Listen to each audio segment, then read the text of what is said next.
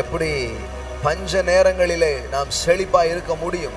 எல்லாம் இறக்கத்தை காணும் பொழுது, எல்லாம் டவுன் ஆகி போய் கொண்டு இருக்கும் பொழுது எப்படி உங்களுடைய வாழ்க்கையில பெருக்கங்களை, நிறைவுகளை நீங்கள் பார்க்க முடியும் என்பதை குறித்து இதை கற்றுக்கொள்ள போகிறோம்.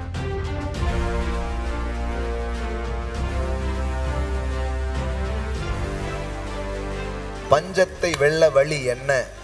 பஞ்சத்தை மேற்கொள்ள எது வழி? பஞ்சங்களின் நடுவிலே நீங்கள் செழிப்பா இருக்கிறதற்கான ரகசியங்கள் என்ன?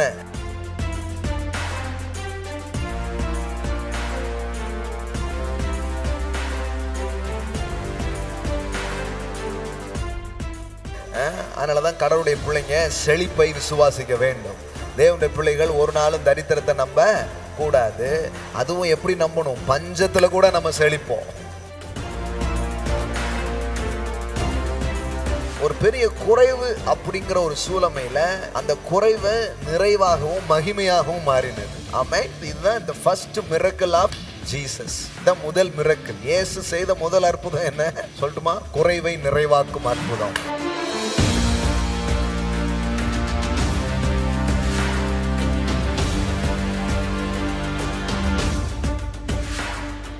பஞ்சத்தை மேற்கொள்றதுக்கான வழி என்ன?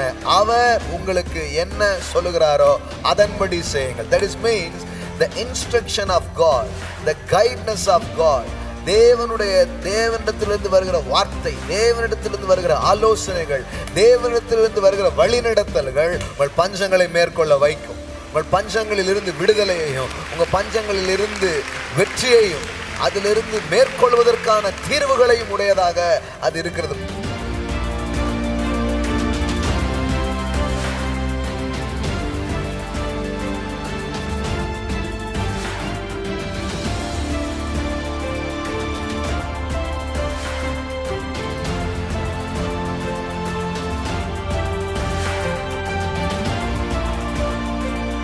இதுவரைக்கும் ஒருவேளை என் வாழ்க்கையில எப்படியோ இருக்கிறேன்னு நீங்க சொல்லலாம். அவர் செய்கிற முதல் அற்புதமே குறைவை நிறைவாக்குற அற்புதம்.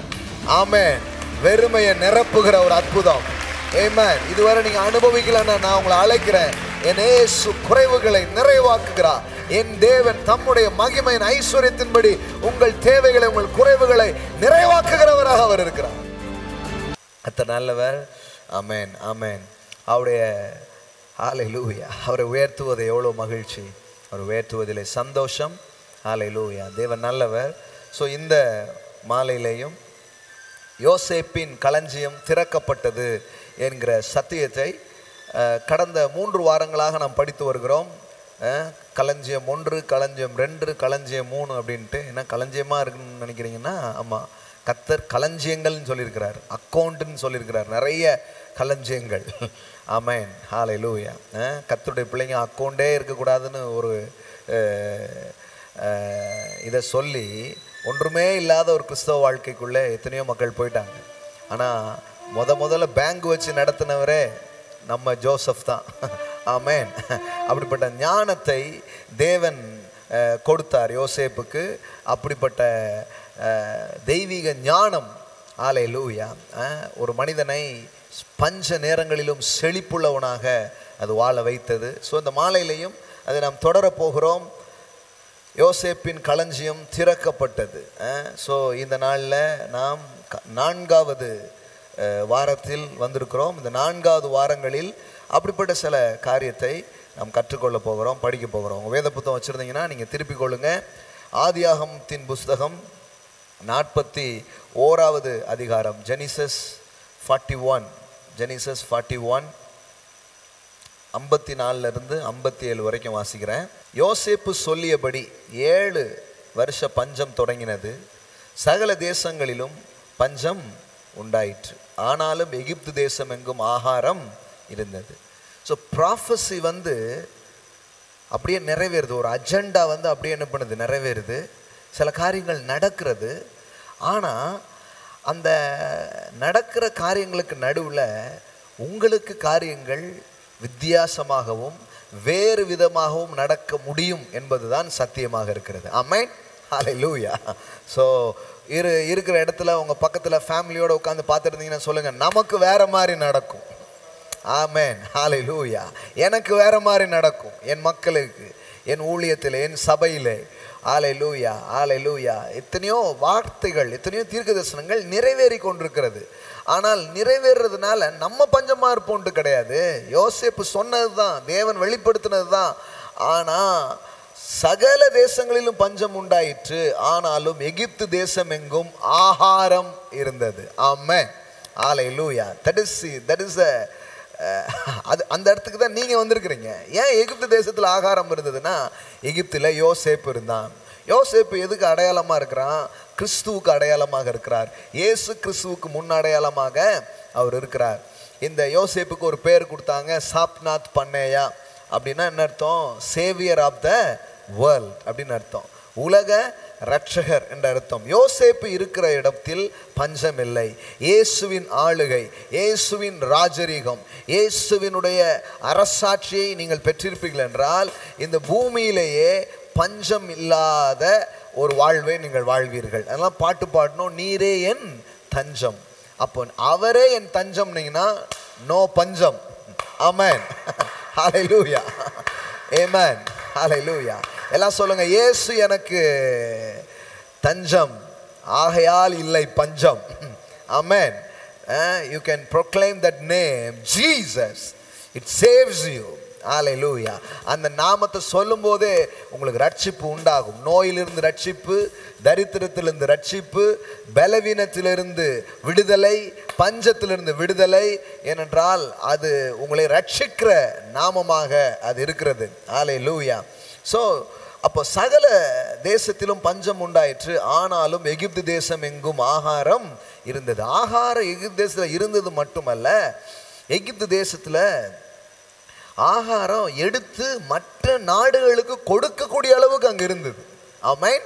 நான் அதனால தான் சொல்லுவேன், இயேசு உங்களுக்கு கொடுக்குற வாழ்க்கை நீங்கள் பெற்று கொள்ளுகிற உங்களுக்கு நிறைவு உண்டாயிருக்கிற அளவிற்கு மாத்திரம் அது இருக்கிற ஒரு வாழ்க்கை அல்ல. நீங்கள் மற்றவர்களுக்கு கொடுக்கத்தக்கதாக உங்களுக்கு உண்டாயிருக்கிற ஒரு நிறைவுள்ள வாழ்க்கைக்குத்தான் இயேசு உங்களை அழைத்திருக்கிறார். ஆமென். ஸோ அப்போ நீங்கள் நம்பலாம், நிறைவு எனக்கு இருக்கும். எனக்கு நிறைவு இருக்கிறதோடு மட்டுமல்லாமல் நான் சில பேருடைய குறைவுகளை நிறைவாக்குகிற அளவிற்கு நிறைவுகள் எனக்கு இருக்கும். Amen. Let praise God. Hallelujah. Amen, amen, amen, amen. Abundance, abundance, abundance, பரிபூரணம் உங்களுக்கு உண்டாயிருக்கும். உங்களுக்கு மாத்திரமல்ல, உங்கள் மூலமாய் அநேகருக்கு உண்டாவது கடவுளுடைய சித்தமும் நோக்கமுமா இருக்கிறது. இதை நாங்கள் விசுவாசிக்கிறோம். இதை விசுவாசிக்கிறது மாத்திரமல்ல, இந்த விசுவாசிக்கிற காரியங்களை அனுபவிக்கவும் செய்யவும் தேவன் எங்களுக்கு கிருபைகளை பாராட்டி இருக்கிறார். அந்த கிருபையை உங்களோடு பகிர்ந்து கொள்ளும்படியா நான் பேசுகிறேன். ஹல்லேலூயா, ஹல்லேலூயா. அதனால தான் கடவுளுடைய பிள்ளைங்க செழிப்பை விசுவாசிக்க வேண்டும். தேவனுடைய பிள்ளைகள் ஒரு நாளும் தரித்திரத்தை நம்ப கூடாது. அதுவும் எப்படி நம்பணும்? பஞ்சத்தில் கூட நம்ம செழிப்போம். ஆமென். சென்ற வாரம் படித்தோம், எத்தனை பேருக்கு ஞாபகம் இருக்கு? மகா வறட்சியான காலங்களிலும் அவர் உன் ஆத்துமாவை திருப்தியாக்குவார். அப்போ மகா வறட்சி, இங்கே கூட நம்ம படிக்க முடியும், எகிப்து தேசத்தின் பஞ்சம் கொடியதாக இருந்தபடியால் சகல தேசங்களிலும் பஞ்சம் கொடியதா. 57வது வசனத்தில் இருக்கு பாருங்க, சகல தேசத்திலும் பஞ்சம் கொடியதா இருந்தபடியினால். அதாவது வெளியில பஞ்சம் கொடியதா இருக்கிறது, ஆனாலும் யோசேப்பின் களஞ்சியம் அல்லது யோசேப்பு இருந்த இடத்திலே பஞ்சம் இல்லை, அங்கு நிறைவு இருந்தது, அநேகருக்கு கொடுக்கத்தக்கதான நிறைவு இருந்தது. ஆமென். ஸோ நான் இதை தான் ரொம்ப நாளாக நான் சொல்லிக்கிட்டே இருக்கிறேன். சபை செழிப்பாக இருக்கணும், தேவனுடைய பிள்ளைகள் செழிப்பாக இருக்கணுங்கிறத திரும்ப திரும்ப என்ன பண்ணுறோம்? அறிவித்து கொண்டே இருக்கிறோம். ஊழியர்கள் செழிப்பாக இருக்க வேண்டும். ஆமென். தேவனுடைய வார்த்தை சொல்லுகிறது, தம்முடைய ஊழியக்காரரின் சுகத்தை விரும்புகிற கர்த்தர் என்று சங்கீதத்திலே நாம் படிக்கிறோம். பாருங்க, அப்படி ஒரு வசனம் இருக்குதா? நிறைய பேருக்கு யோசிக்கிறாங்க, என்னடா செழிப்பு ஊழியக்காரருக்கு உண்டா?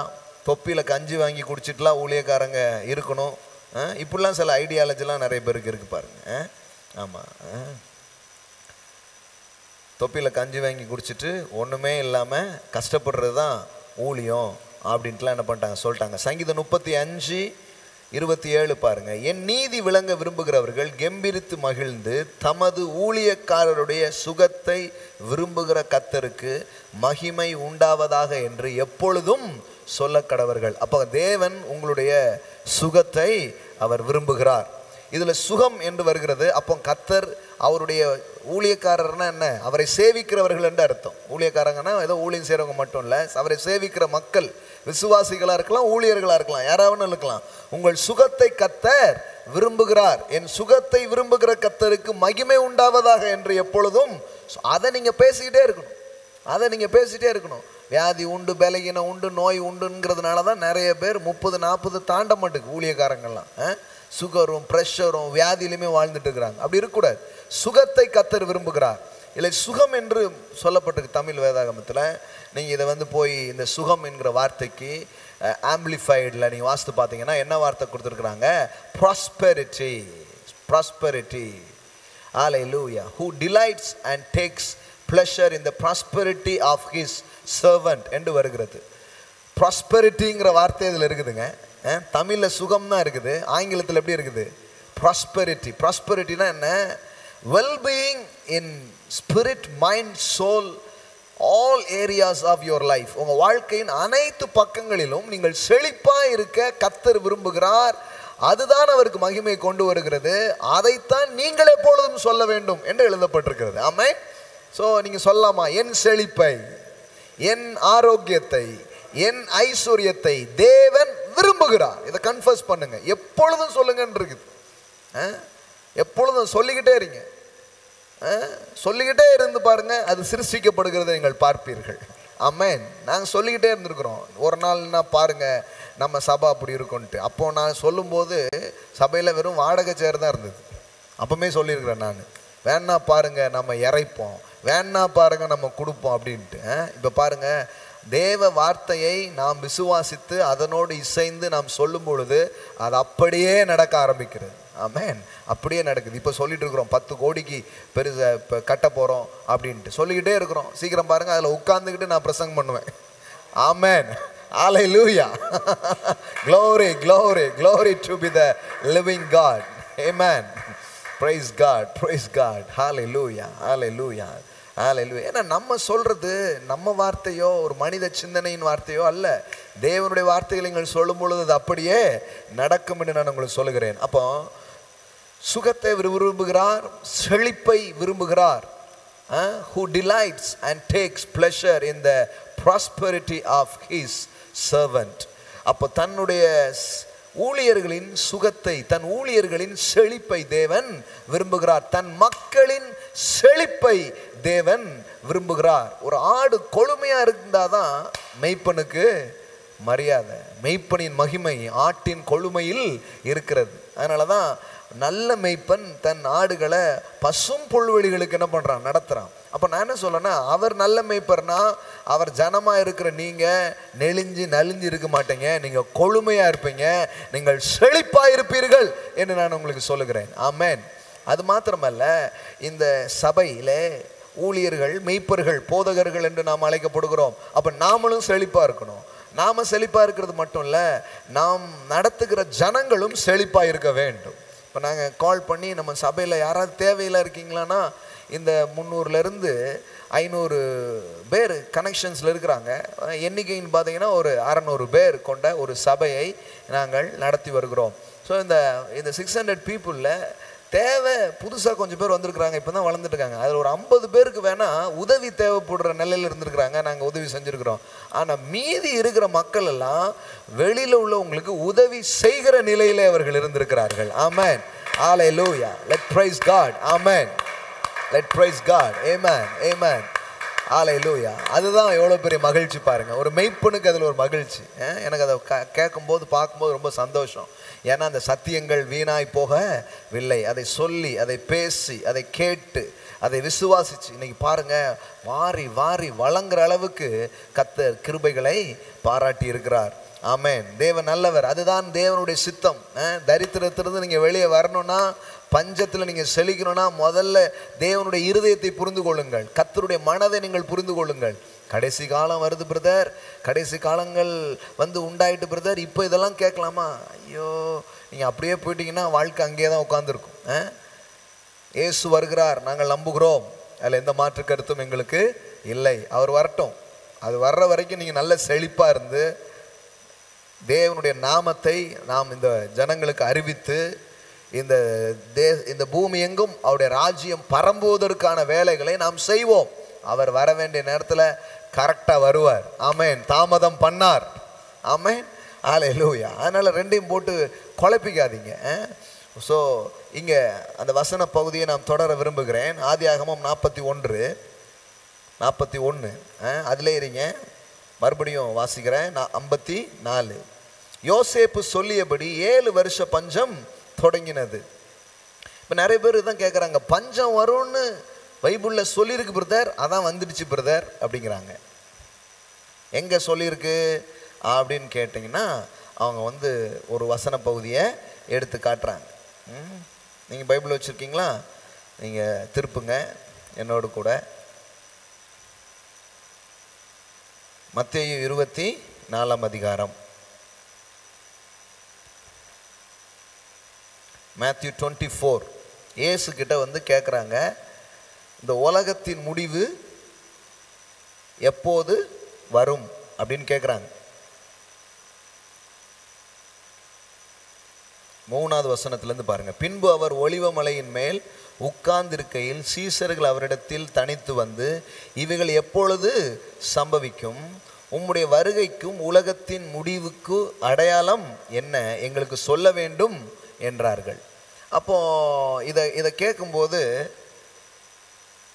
இயேசு வந்து அவங்களுக்கு சில காரியத்தை சொல்கிறார். இயேசு அவர்களுக்கு பிரதித்திரமாக, ஒருவனும் உங்களை வஞ்சியாதபடிக்கு எச்சரிக்கையாயிருங்கள். ஏனெனில் அநேகர் வந்து என் நாமத்தை தரித்து கொண்டு நானே கிறிஸ்து என்று சொல்லி அநேகரை வஞ்சிப்பார்கள். யுத்தங்களின் செய்திகளையும் கேள்விப்படுவீர்கள். வார்ஸ் எல்லாம் என்ன பண்ணும்? வார்ஸ் எல்லாம் நடக்கும். ஆமேன். வார்ஸ் எல்லாம் நடக்கும். ஹல்லேலூயா. வார்ஸ் எல்லாம் நடக்கும். அது ஒரு சைன், அது ஒரு அடையாளம் அப்படின்னு என்ன பண்ணப்பட்டிருக்கு, சொல்லப்பட்டிருக்குது. இப்போ இது நடக்கும், இதெல்லாம் சொல்லப்பட்டிருக்குது அப்படின்னொன்னே இது வந்து ஒவ்வொரு டைம்லேயும் 2ஆம் உலகப் போர், 1ஆம் உலகப் போர் வந்து நடந்துகிட்டே தான் இருக்குது. இப்போ ஒவ்வொரு டைம்லையும் இதை காமிச்சு பாருங்கள், கடைசி காலம் வந்துடுச்சுன்னா நம்ம என்ன பண்ணிட்டே இருக்கிறாங்க, சொல்லிகிட்டே இருக்கிறாங்க. பாருங்கள், கேள்விப்படுவீர்கள், கலங்காதபடிக்கு. இப்போ நல்லா கேளுங்களேன், நீங்கள் வார், யுத்தம் இதெல்லாம் பற்றி கேள்விப்படுவீங்க. அப்படி சொல்லிட்டு என்ன சொல்கிறாரு? கலங்காதபடிக்கு எச்சரிக்கையாயிருங்கள். அதாவது இதெல்லாம் நீங்கள் கேட்பீங்க, ஆனால் நீங்கள் என்ன பண்ண மாட்டீங்க. நீங்கள் என்ன பண்ண வேண்டியதில்லை, கலங்க வேண்டியதே இல்லை. நீங்கள் தைரியமாக இருங்கிறார். ஏன்? அடுத்த வசனம் பாருங்கள். ஜனத்துக்கு விரோதமாக ஜனமும் ராஜ்யத்துக்கு விரோதமாக ராஜ்யமும் எழும்பும், பஞ்சங்களும் கொள்ளை நோய்களும் பூமி எதிர்ச்சிகளும் பல இடங்களில் உண்டாகும். இந்த குஜராத்தில் பூமி எதிர்ச்சி, இன்னும் வேறு எங்கெல்லாமோ வந்தபோது இதை தான் சொன்னாங்க. பாருங்கள், இயேசு வரப்போகிறார் அப்படின்னாங்க. பூமி எதிர்ச்சிலாம் நடக்கும்னு போட்டிருக்கேன்ட்டு. இப்போ என்ன? பஞ்சம், கொள்ளை நோய். பஞ்சம் வந்திருக்குது, கொரோனா வந்திருக்குது, கொள்ளை நோய் வந்திருக்குது. அப்போ வந்து இதுதான் அப்படிங்கிறாங்க. நல்லா தெரிஞ்சுக்கோங்க, இந்த இன்ஃபர்மேஷனை, இந்த ப்ராஃபஸியை இயேசு சொல்லிக்கிட்டே இருக்கிறார். இப்போ நான் என்ன உங்களுக்கு காமிச்சேன்? இங்கே யோசேப்பு சொல்லியபடி 7 வருஷம் பஞ்சம் தொடங்கினது. சில வந்து அஜெண்டா, சில ப்ராஃபஸி வந்து அப்படி என்ன பண்ணுது, நடக்குது. ஆனால் அது நடக்கும்போது உங்களுக்கு என்ன நடக்கும் அப்படிங்கிறத நீங்கள் கவனிக்கணும். கூட்டத்தோட வந்து எல்லாம் இது நடக்குதா, அப்போ எனக்கும் இப்படி தான் அப்படின்னு நம்ம பயப்பட வேண்டியது இல்லை. ஏன்னா இங்கே என்ன சொல்கிறாரு? இதெல்லாம் கேள்விப்படுவீங்க. கேள்விப்படும் போது கலங்காதபடிக்கு எச்சரிக்கையாக இருங்கள் அப்படின்னு அர்த்தம். இது உனக்கு இல்லைன்னு அர்த்தம். சிம்பிளாக சொல்லிங்கன்னா அதான். எல்லாம் சொல்லுங்கள், பஞ்சம் எனக்கு இல்லை, யுத்தங்களின் பாதிப்பு எனக்கு இல்லை, கொள்ளை நோயின் பாதிப்பு எனக்கு இல்லை. ஏன் கலங்காதபடி எச்சரிக்கையாரு? நீ கலங்காத. யுத்தத்தை பற்றி கேள்விப்படும் போது நீ கலங்காத. கொள்ளை நோயை பற்றி கேள்விப்படுது நீ கலங்காத. பஞ்சத்தை பற்றி கேள்விப்படும் போது நீ கலங்காத. ஏன்னா யோசேப்பு சொன்னபடியே 7 வருஷம் என்ன வருது, பஞ்சம் வருது. யோசேப்பு சொல்லியபடியே வருது. அப்போ சில காரியம் சொன்னபடி என்ன பண்ணுது, நடக்குது. ஆனால் நடக்கும்போது யோசேப்பு சொன்னபடியே பஞ்சம் வந்தது உண்மைதான். ஆனால் எகிப்து தேசம் காப்பாற்றப்பட்டது. அப்போ சில தீர்க்க தரிசனங்கள் சொல்லியபடியே நடக்குது.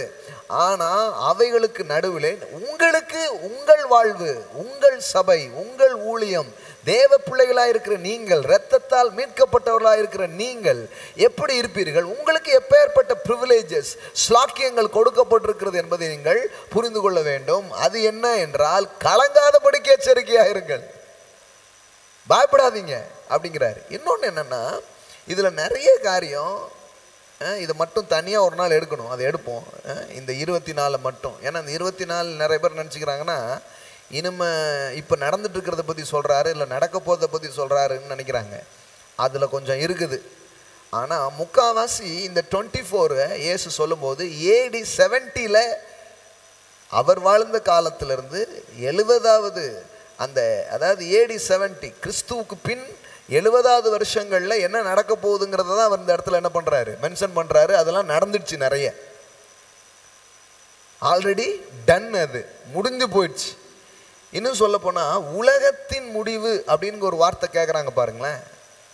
உலகத்தின் முடிவு அப்படின்னு கேட்குறாங்க. உலகம் அப்படிங்கிறது நம்ம என்ன நினச்சிக்கிறோம், உலகம்னா எல்லாத்தையும் முழு உலகத்தை பற்றி தான் என்ன பண்ணுறாரு அவர் சொல்கிறாரு அப்படின்னு நாம் நினைக்கிறோம்.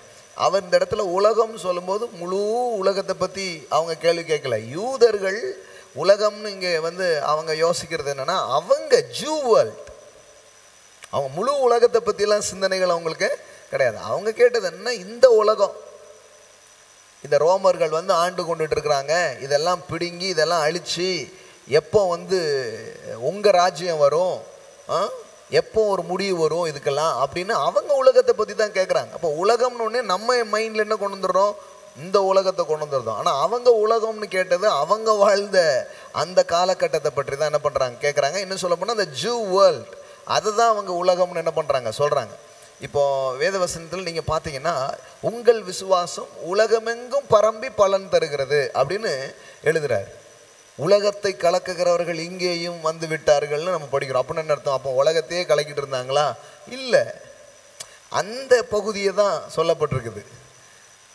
அப்போ உலகம் அப்படின்னா அவர்கள் அந்த உபயோகப்படுத்தின வார்த்தைங்கிறது அவங்களுடைய அந்த அந்த அவங்க வாழ்கிற அந்த ஜியாகிரபிகளை தான் அவங்க என்னன்னு சொல்கிறாங்க, உலகம்னு என்ன பண்ணுறாங்க சொன்னாங்களே தவிர அவங்க முழு உலகத்தை பற்றி அங்கே கேட்கவே இல்லை. சரி, அதை பற்றி நம்ம இன்னொரு முறை நம்ம தெளிவாக படிக்க போகிறோம். இந்த 24 மேத்யூ 24 பற்றியும் AD 70 இந்த கடைசி நாட்களை பற்றியும் அடுத்தால ஒரு நாள் நம்ம சப்ஜெக்ட் எடுப்போம், அப்போ பேசுவோம். ஆனால் இப்போ சொல்ல விரும்புறது என்னென்னா, பஞ்சங்கள், கொள்ளை நோய்கள், யுத்தங்கள் இதெல்லாம் கேள்விப்படுவீங்க. ஆனால் கலங்காதபடிக்கு எச்சரிக்கையாக இருங்க. ஏன் நீ பயப்படாத. இப்போ அதே தான் இங்கே நம்ம படிக்கிறோம் 54. யோசேப்பு சொல்லியபடி 7 வருஷம் பஞ்சம் தொடங்கினது. சொன்னபடி பஞ்சம் வந்ததுங்கிறது உண்மைதான், சொன்னபடி சில காரியங்கள் நிறைவேறுகிறது உண்மைதான்.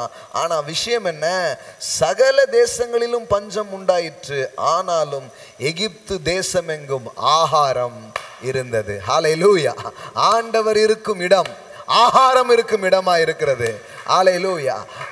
அவருடைய பிள்ளைகளுக்கு பஞ்சம் இல்லை, இதை நம்ம புரிந்து கொள்ள வேண்டும். அப்போ சில காரியங்கள் நிறைவேறுகிறது உண்மைதான். நிறைவேறும்போது நம்ம நினச்சக்கூடாது நம்மளும் அதிலே போயிடுவோம் அப்படின்னு நினச்சக்கூடாது. கிடையாது. உங்களுக்கு சமாதானம், உங்களுக்கு யுத்தம் அல்ல, உங்களுக்கு சமாதானம்.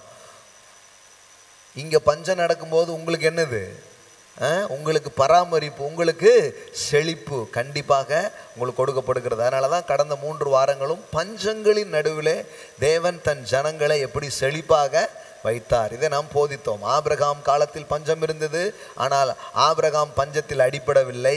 பஞ்ச நேரங்களில் அவன் பணக்காரனானான், செல்வந்தனாக மாறினான். ஆமென்.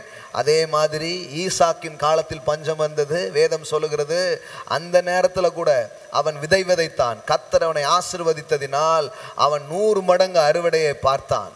ஹல்லேலூயா. அவன் மிகப்பெரிய ஐஸ்வர்யவனாக மாறினான் என்று எழுதப்பட்டிருக்கிறது. அப்போ ஒரு பெரிய பஞ்ச நேரங்களில் ஆபிரகாம் செழித்தான், ஈசாக்கு செழித்தான் என்று வேதம் சொல்லுகிறது.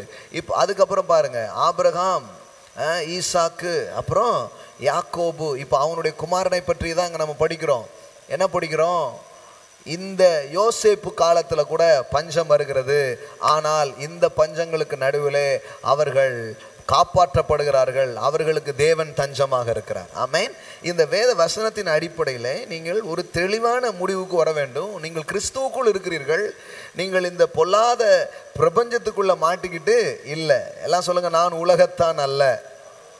எல்லாம் சொல்லுங்க, நான் உலகத்தான் அல்ல. ஆமென். நீங்கள் இந்த உலகத்தில் இருந்தாலும் நீங்கள் எங்கே இருக்கீங்க? கிறிஸ்துவுக்குள் இருக்கிறீங்க. நீங்கள் தேவனுக்குள்ளே இருக்கிறீங்க. அதனால் உங்களுக்கு என்ன கிடையாது? பஞ்சம் இல்லை. இந்த பொல்லாத பிரபஞ்சத்தினின்று அவர் நம்மை விடுவித்திருக்கிறார். நீங்கள் இப்போ எங்கே இருக்கிறீங்க? யோசேப்பின் ஆளுகைக்கு கீழே நீங்கள் இருக்கிறீர்கள். இந்த அடிப்படை தெளிவை நீங்கள் முதலாவது பெற்றுக்கொள்ள வேண்டும். பாருங்கள், ஒரு வசனம் உங்களுக்கு காட்டுறேன். கலாத்தியர் 1:4 பார்ப்போம். கலாத்தியர் 1:4. அப்பொழுது அவர் நம்மை இப்பொழுது இருக்கிற பொல்லாத பிரபஞ்சத்தினின்று விடுவிக்கும்படி நம்முடைய பிதாவாகிய தேவனுடைய சித்தத்தின்படியே நம்முடைய பாவங்களுக்காக தம்மை தாமே ஒப்பு கொடுத்தார். அதாவது இந்த பிரபஞ்சம் இது எப்படி இருக்குதான்? பொல்லாப்பால நிறைஞ்சிருக்குதான். அப்போ இயேசு ஏன் அனுப்பப்பட்டாரா? நம்மை இப்பொழுது இருக்கிற பொல்லாத பிரபஞ்சத்தினின்று விடுதலை ஆக்கும்படி. அப்போ இங்கே இருக்கிற பொல்லாப்பு, இங்கே இருக்கிற பாதிப்பு, இங்கே இருக்கிற நோய், இங்கே இருக்கிற வறுமை, இங்கே இருக்கிற பிரச்சனைகள், சவால்கள், இதிலிருந்து உங்களை விடுவிக்கும்படி தேவன் இயேசு கிறிஸ்துவை நமக்காக ஒப்பு கொடுத்தார். ஆமென். எல்லாம் சொல்லுங்க, நான் கிறிஸ்துவுக்குள் இருக்கிறேன். ஆமென். நான் நல்ல சவுண்டாக சொல்லுங்க பார்க்கலாம். இருக்கிற இடங்கள்ல நான் கிறிஸ்துவுக்குள் இருக்கிறேன். நான் உலகத்தில் அல்ல, நான் யோசேப்பின் பராமரிப்பில் இருக்கிறேன். I am in Christ. Amen. நீங்கள் இந்த உலகத்துக்குள் அல்ல, நீங்கள் உன்னதருக்குள் இருக்கிறீர்கள். உன்னதமானவருடைய மறைவில் இருக்கிறீர்கள். சர்வ வல்லவருடைய நிழலில் நீங்கள். பாருங்கள், இந்த கான்சியஸ் நமக்கு பெருகணும் நம்ம மனதில். அப்போ தான் அப்படிப்பட்ட ஒரு விசுவாசம், அப்படிப்பட்ட ஒரு தெளிவு, அப்படிப்பட்ட ஒரு புரிந்து கொள்ளுதல் நமக்கு என்ன பண்ண ஆரம்பிக்கும்? உண்டாக ஆரம்பிக்கும். பாருங்கள், நமக்கு என்ன உண்டாகணும்? நான் இந்த உலகத்தில் இருந்தாலும் நான் யாருக்குள்ளே இருக்கிறேன்? கிறிஸ்துவுக்குள்ளே இருக்கிறேன். சொல்லுங்க பார்க்கலாம். I am in Christ. In Christ. Amen. கிறிஸ்துவங்க நிறைய பேருக்கு அந்த எண்ணம் வரல. பாருங்க, நாம் எங்கே இருக்கிறோம் அப்படின்னு அவங்களுக்கு தெரியல. நாம் எங்கே இருக்கிறோம், நாம் யாராக இருக்கிறோம், நமக்கு என்ன வைக்கப்பட்டிருக்கிறது, இதெல்லாம் தெரியல. தெரியாதனால தான் தரித்திரத்தில், பஞ்சத்தில், இல்லாமல் அவங்க வாழ்ந்துட்டு இருக்கிறாங்க. கடவுள் உங்களை எதுக்கு இந்த உலகத்தில் வச்சாருன்னா, இப்படிப்பட்ட சூழ்நிலையில் அடிபட்டு போகிறதுக்கு இல்லை, இப்படிப்பட்ட சூழ்நிலையில கூட நீங்கள் இந்த உலகத்துக்கு ஒரு யோசேப்பு போல இருந்து மக்களை ஆதரிக்க, காப்பாற்ற, விடுவிக்க, பதிலை சொல்ல, நீங்கள் அப்படி ஒரு உப்பாக ஒளியாக இருப்பது தான் கடவுளுடைய சித்தமும் நோக்கமாக இருக்கிறது. Amen. What is our role? இந்த சூழ்நிலையில் நம்முடைய ரோல் என்னவா இருக்கணும்? ஹீல் பண்ணணும்.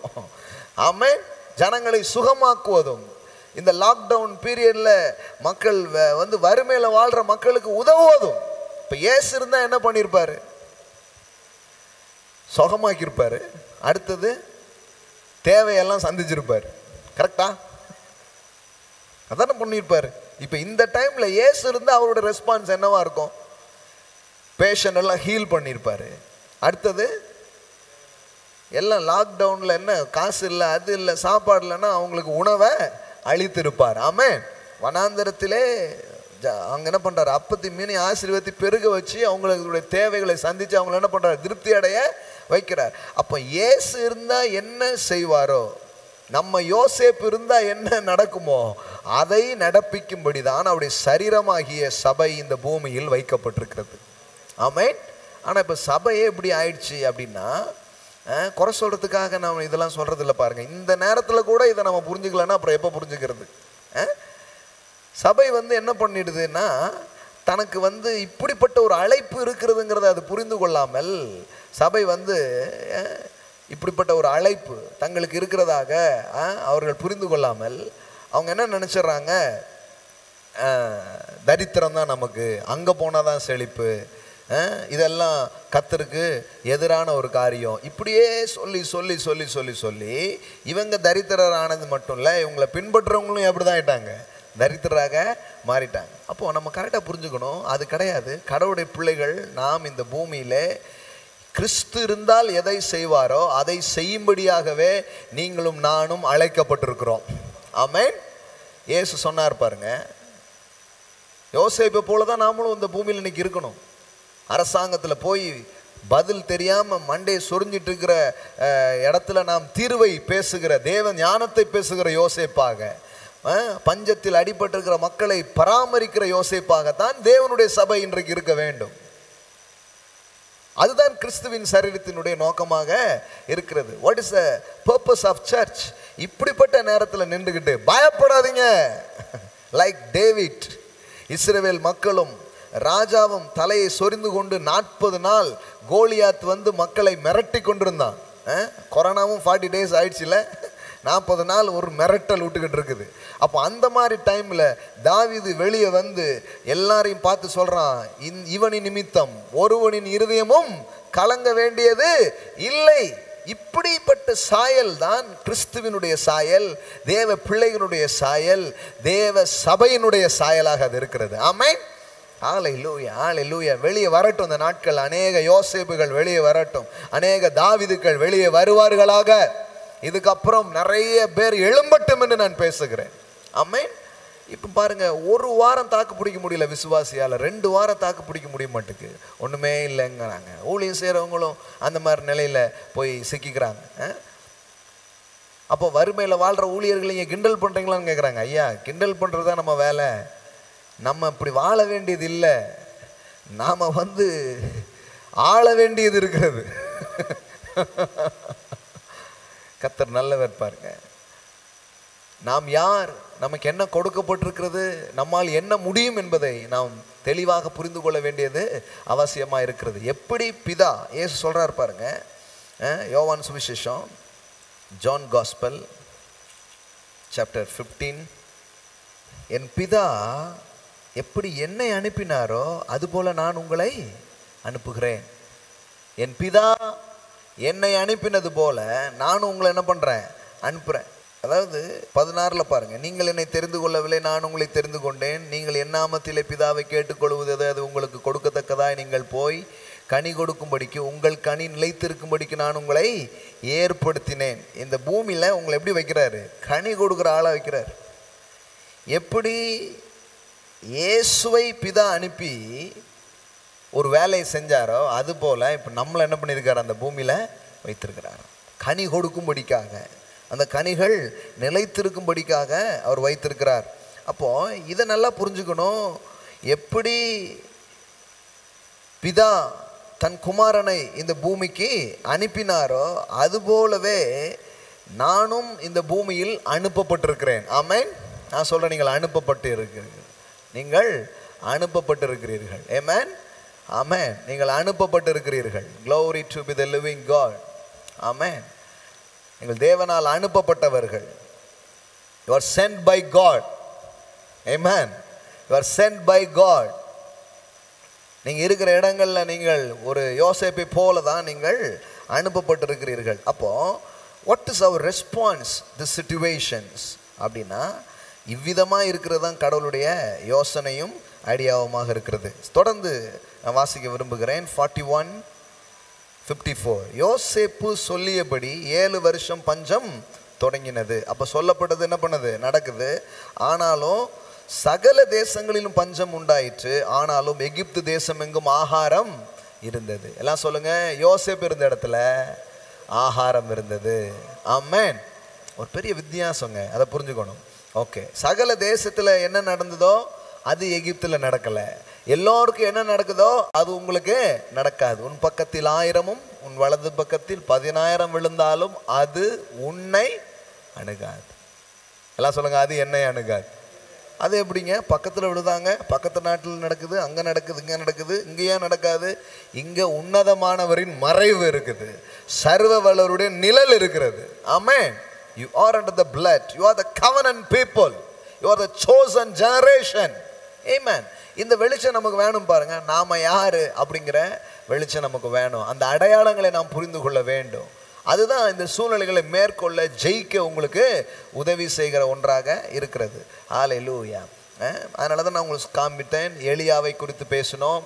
அவன் வாழ்ந்த அந்த நாட்களில் கர்த்தர் அவனுடைய தேவைகளை பஞ்ச நேரங்களில் அற்புதமாய் சந்தித்தார். ஒரு தீர்க்கதரிசியின் தேவையும் சந்தித்தார். அதே நேரத்தில் தீர்க்கதரிசியின் வார்த்தையை கேட்ட அந்த பெண்ணின் தேவையையும் தேவன் சந்தித்தார். அந்த விதவையின் தேவையையும் தேவன் சந்தித்தார். அப்போ விசுவாசியோ ஊழியக்காரர்களோ பஞ்ச நேரத்தில் நீங்கள் செழிப்பது கடவுளுடைய திட்டமாக இருக்கிறது. ஆமென், ஹல்லேலூயா. இன்னைக்கு சில காரியங்களை இன்னும் ஆழமாக கற்றுக்கொள்ள போகிறோம். 55 பாருங்க. எகிப்து தேசம் எங்கும் பஞ்சம் உண்டான போது ஜனங்கள் உணவுக்காக பார்வோனை நோக்கி ஓலமிட்டார்கள். அதற்கு பார்வோன், அங்கங்க சத்தம் வருது, என்ன பண்றதுன்னே தெரியல. ஓலம்னா என்ன? ஒரு அங்கலாய்ப்பு. என்ன செய்யறதுன்னு தெரியல, என்ன பண்றதுன்னு தெரியலன்னு ஒரு பெரிய சத்தம் தேசம் எங்கும் என்ன பண்ணுது? உண்டாகுது. ஓலமிட்டார்கள். அதற்கு பார்வோன், நீங்கள் யோசேப்பின் இடத்துக்கு போய் அவன் உங்களுக்கு சொல்லுகிறபடி செய்யுங்கள் என்று எகிப்தியர் எல்லோருக்கும் சொன்னான். இதுதான் கீ வேர்ட். இன்னைக்கு இதுதான் படிக்க போறோம். இந்த பஞ்சத்துக்கு தீர்வு என்ன? இந்த வறுமையை எப்படி மாற்ற முடியும்? இந்த இக்கட்டான சூழமைக்கு எது பதில் அப்படின்னா, அந்த பார்வோன் மன்னன் சொல்லுகிறான், நீங்க யார்கிட்ட போங்க? யோசேப்பின் இடத்துக்கு போங்க. ஆமாம், இதெல்லாம் மக்கள் கிறிஸ்துவை நோக்கி வரும் ஒரு காலமாக இருக்கிறது. ஏனென்றால் அவரிடத்திலே பதில் இருக்கிறது, அவருடைய பிள்ளைகளிடத்திலே பதில் இருக்கிறது, அவருடைய சபையிலே பதில் இருக்கிறது. ஆமென், ஹல்லேலூயா. பூமி எல்லை எங்கும் இருக்கிறவர்களே, அவரை நோக்கி பாருங்கள், அப்பொழுது பிழைப்பீர்கள். இதெல்லாம் அவரிடத்திலே வருகிற ஒரு காலமாக இது இருக்கிறது. எல்லா அஸ்திபாரங்களும் அசையும் இந்த நேரம். மெய்யான அஸ்திபாரம் எது என்பதை மக்கள் கண்டுகொள்கிற ஒரு வேலையாக இது இருக்கிறது. ஆமென். அப்போ அவன் சிம்பிளா சொல்றான், நீங்கள் யோசேப்பின் இடத்துக்கு போய் அவன் உங்களுக்கு சொல்லுகிறபடி செய்யுங்கள் என்று எகிப்தியர் எல்லோருக்கும் சொன்னான். எல்லாம் சொல்லுங்க, அவன் உங்களுக்கு சொல்லுகிறபடி செய்யுங்கள். ஆமென். இதுதான் கீ. பாருங்க, பஞ்சத்தை வெல்ல வழி என்ன? பஞ்சத்தை மேற்கொள்ள எது வழி? பஞ்சங்களின் நடுவிலே நீங்கள் செழிப்பாக இருக்கிறதற்கான ரகசியங்கள் என்ன? பஞ்சங்களை நீங்கள் எப்படி மேற்கொள்ள முடியும்? கொள்ளை நோய்களை நீங்கள் எப்படி மேற்கொள்ள முடியும்? இந்த சூழ்நிலைகளுக்கு கைதிகளாய் வாழாமல் இந்த சூழ்நிலையில் நீங்கள் எப்படி அரசாள முடியும்? இந்த சூழ்நிலைக்கு நடுவில் வெற்றியையும் ஜெயத்தையும் மேன்மையும் நீங்கள் எப்படி பார்க்க முடியும் என்பதுதான் சத்தியமா இருக்குது. பாருங்க, எப்படி பார்க்க முடியும்? ஒரு வேர்ட், அவன் உங்களுக்கு சொல்லுகிறபடி செய்யுங்கள். எல்லாம் சொல்லுங்க, அவன் உங்களுக்கு சொல்லுகிறபடி செய்யுங்கள். அப்ப நான் என்ன சொல்ல விரும்புறேன், யோசேப்பு என்ன சொல்லுகிறானோ அதற்குள்ளே தான் பதில் இருக்கிறது. ஆமென். வேதாகமம் முழுவதும் இந்த ஃப்ரேஸை தான் நம்ம நிறைய இடத்துல பார்க்குறோம். என்ன பார்க்குறோன்னா, கானா ஒரு கல்யாண வீட்டில் அங்கே ரசம் என்ன ஆயிடுது? குறைஞ்சு போயிடுது. யோவான் சுவிசேஷம் 2வது அதிகாரத்தில் நாம் படிக்கிறோம், குறைவுபட்டது. எல்லாம் சொல்லுங்க, குறைவுபட்டது. இப்போ இங்கே குறைவுபட்ட போது பார்வோன் என்ன சொல்கிறான்? யோசேப்பின் இடத்துக்கு போங்க, யோசேப்பு என்ன சொல்லுகிறாரோ அதன்படி செய்யுங்கள், அவன் வார்த்தையின்படி செய்யுங்கள் அப்படின்னு சொன்னான்.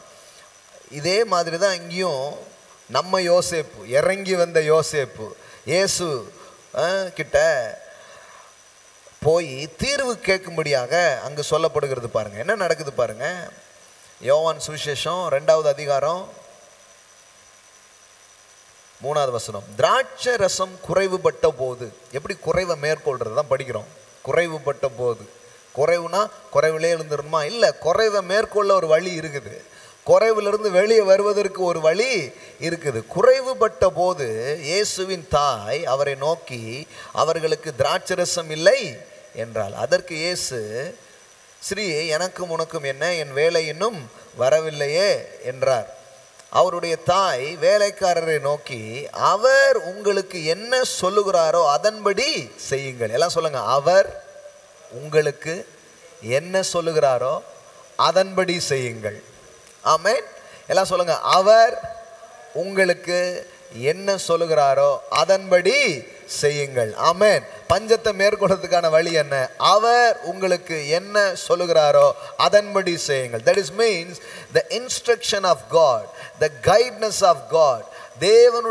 தேவனிடத்திலிருந்து வருகிற வார்த்தை, தேவனிடத்திலிருந்து வருகிற ஆலோசனைகள், தேவனிடத்திலிருந்து வருகிற வழிநடத்தல்கள் உங்கள் பஞ்சங்களை மேற்கொள்ள வைக்கும். உங்கள் பஞ்சங்களில் இருந்து விடுதலையையும் உங்கள் பஞ்சங்களில் இருந்து வெற்றியையும் அதிலிருந்து மேற்கொள்வதற்கான தீர்வுகளையும் உடையதாக அது இருக்கிறது பாருங்க. அப்போ என்ன இன்ஸ்ட்ரக்ஷன் கொடுக்குறாங்க? அவர் உங்களுக்கு என்ன சொல்லுகிறாரோ அதன்படி செய்யுங்கள். ஏன்? அவர் சொல்றபடி செஞ்சா குறைவை மேற்கொண்டுடலாம். அவர் சொல்றபடி செஞ்சா குறைவை மாற்றிடலாம். அவர் சொல்றபடி செஞ்சா பஞ்சமே இல்லாம வாழலாம். ஆமென். எல்லாரோடையும் சேர்ந்து நீங்களும் கஷ்டப்படணும் அவசியம் கிடையாது. அவர் வார்த்தையில நிறைவு இருக்குது. ஆமென், ஆமென். அவர் உங்களுக்கு என்ன சொல்லுகிறார் அதன்படி செய்யுங்கள் என்றார். பாருங்க, இந்த ஸ்டோரி நம்ம எல்லாருக்கும் தெரியும். அந்த யூதர்கள் திருமணத்தில் வந்து இந்த திராட்சை ரசம் ரொம்ப முக்கியமானது. அது மட்டும் கொடுக்கலன்னா அதை அந்த வீட்டை மட்டும் குறித்து வச்சு ஒவ்வொரு கல்யாண வீட்லேயும் பேசுவாங்களாம்.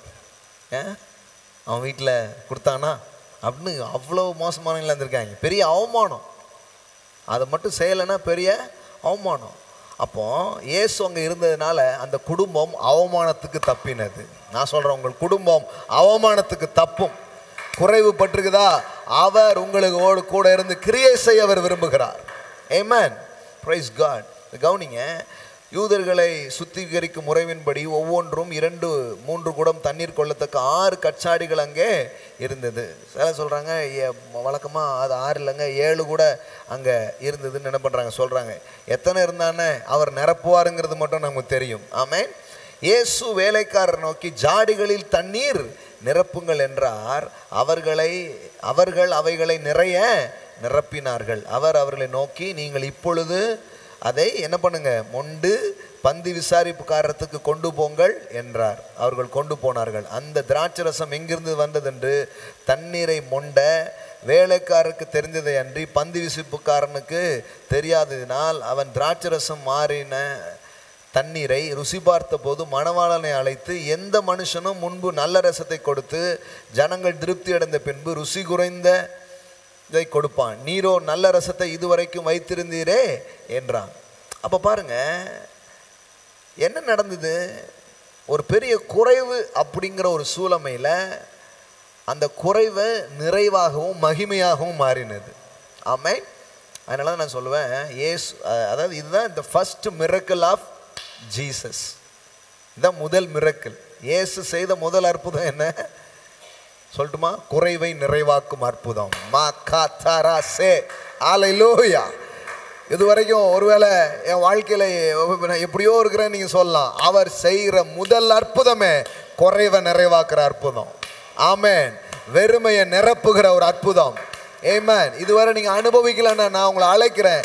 என் இயேசு குறைவுகளை நிறைவாக்குகிறார்.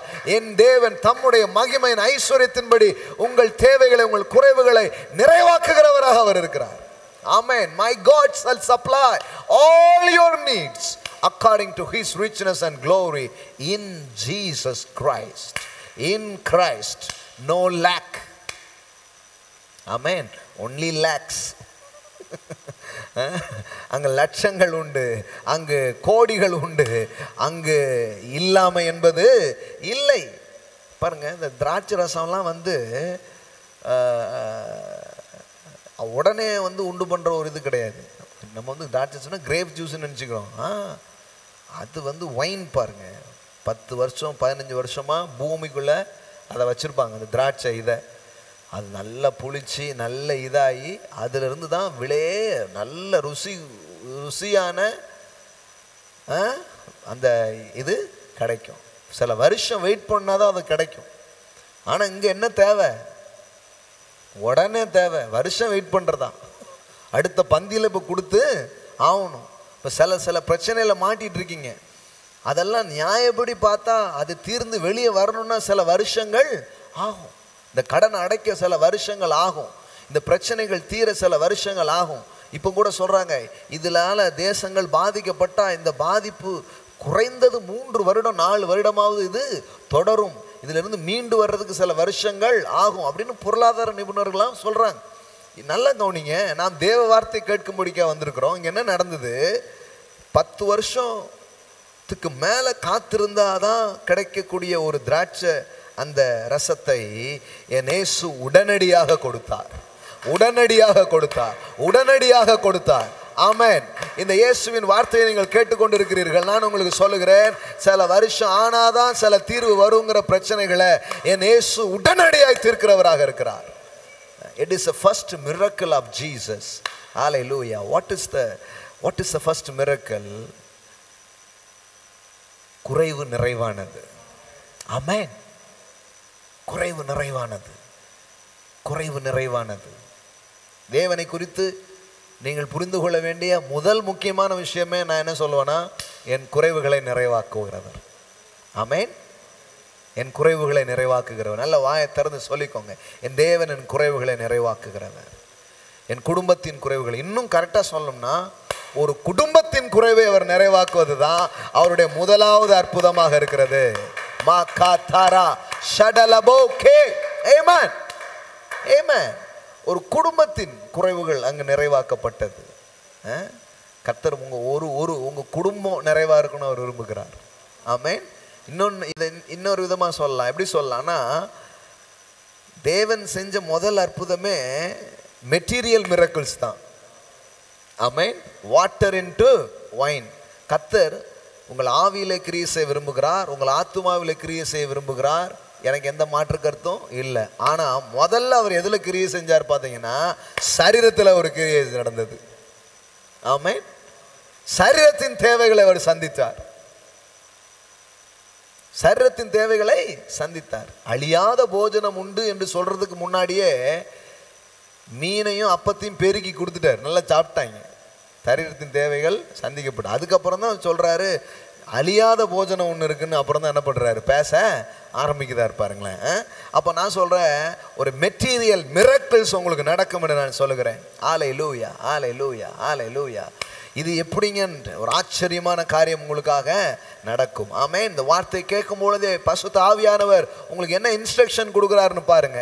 ஏன்னா அதுக்குள்ளே தான் உங்கள் அற்புதங்கள் ஒளிந்து கிடக்கிறது. ஜனங்கள் திருப்தி அடைந்த பின்பு 10வது வசனம் பாருங்க. எந்த மனுஷனும் முன்பு நல்ல திராட்சரசத்தை கொடுத்து ஜனங்கள் திருப்தி அடைந்த பின்பு ருசி குறைந்ததை கொடுப்பான். நீரோ நல்ல ரசத்தை இதுவரைக்கும் வைத்திருந்தீரே என்றான். ஆமென். ஹல்லேலூயா, ஹல்லேலூயா, ஹல்லேலூயா, ஹல்லேலூயா. நிறைவா கொடுத்தார் பாருங்க, நிறைவா கொடுத்தார், நிறைவா கொடுத்தார்.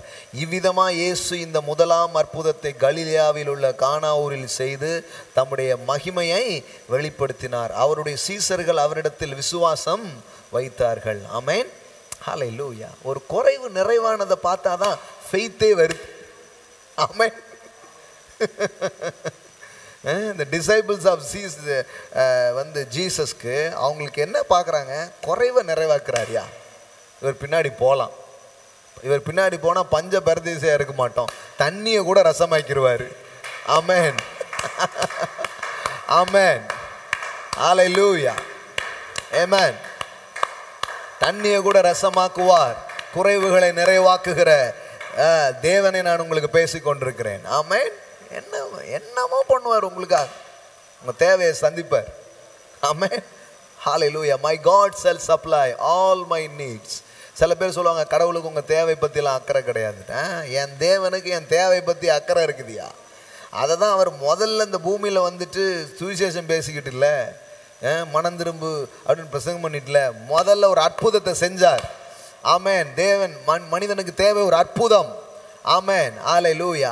மனிதனுக்கு தேவை ஒரு அந்த சூழ்நிலைக்கான ஒரு பதில். ஆமென். அதனால தான் இந்த வேதாகமம் ஒரு மத கொள்கையும் கோட்பாட்டையும் பேசிட்டு இல்லை, மனிதனின் வாழ்க்கையின் பிரச்சனைகளுக்கு தீர்வை அது பேசிக் கொண்டிருக்கிறது. The miracles of Jesus. Hallelujah. The first miracle, it's a financial breakthroughs miracle.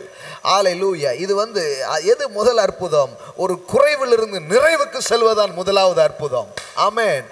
ஒரு குடும்பம் சமூகத்துக்கு நடுவில் அவமானப்படாமல் காத்ததுதான் முதலாவது அற்புதம். என் தேவன் அற்புதமான அற்புதத்தை உங்களுக்கு, உங்க வீட்டுக்கு, உங்க பிள்ளைகளுக்கு அவர் செய்கிற தேவனாக அவர் இருக்கிறார்.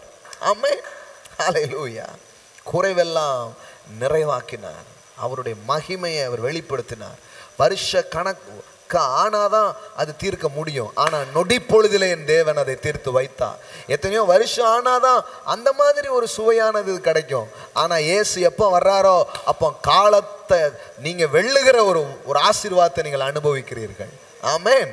இத்தனை வருஷம் ஆனாதாங்க வீட்டை கட்ட முடியும். என் தேவன் உடனடியாக அதை கட்டும்படியாக செய்வார். ராபா ஷடலரா.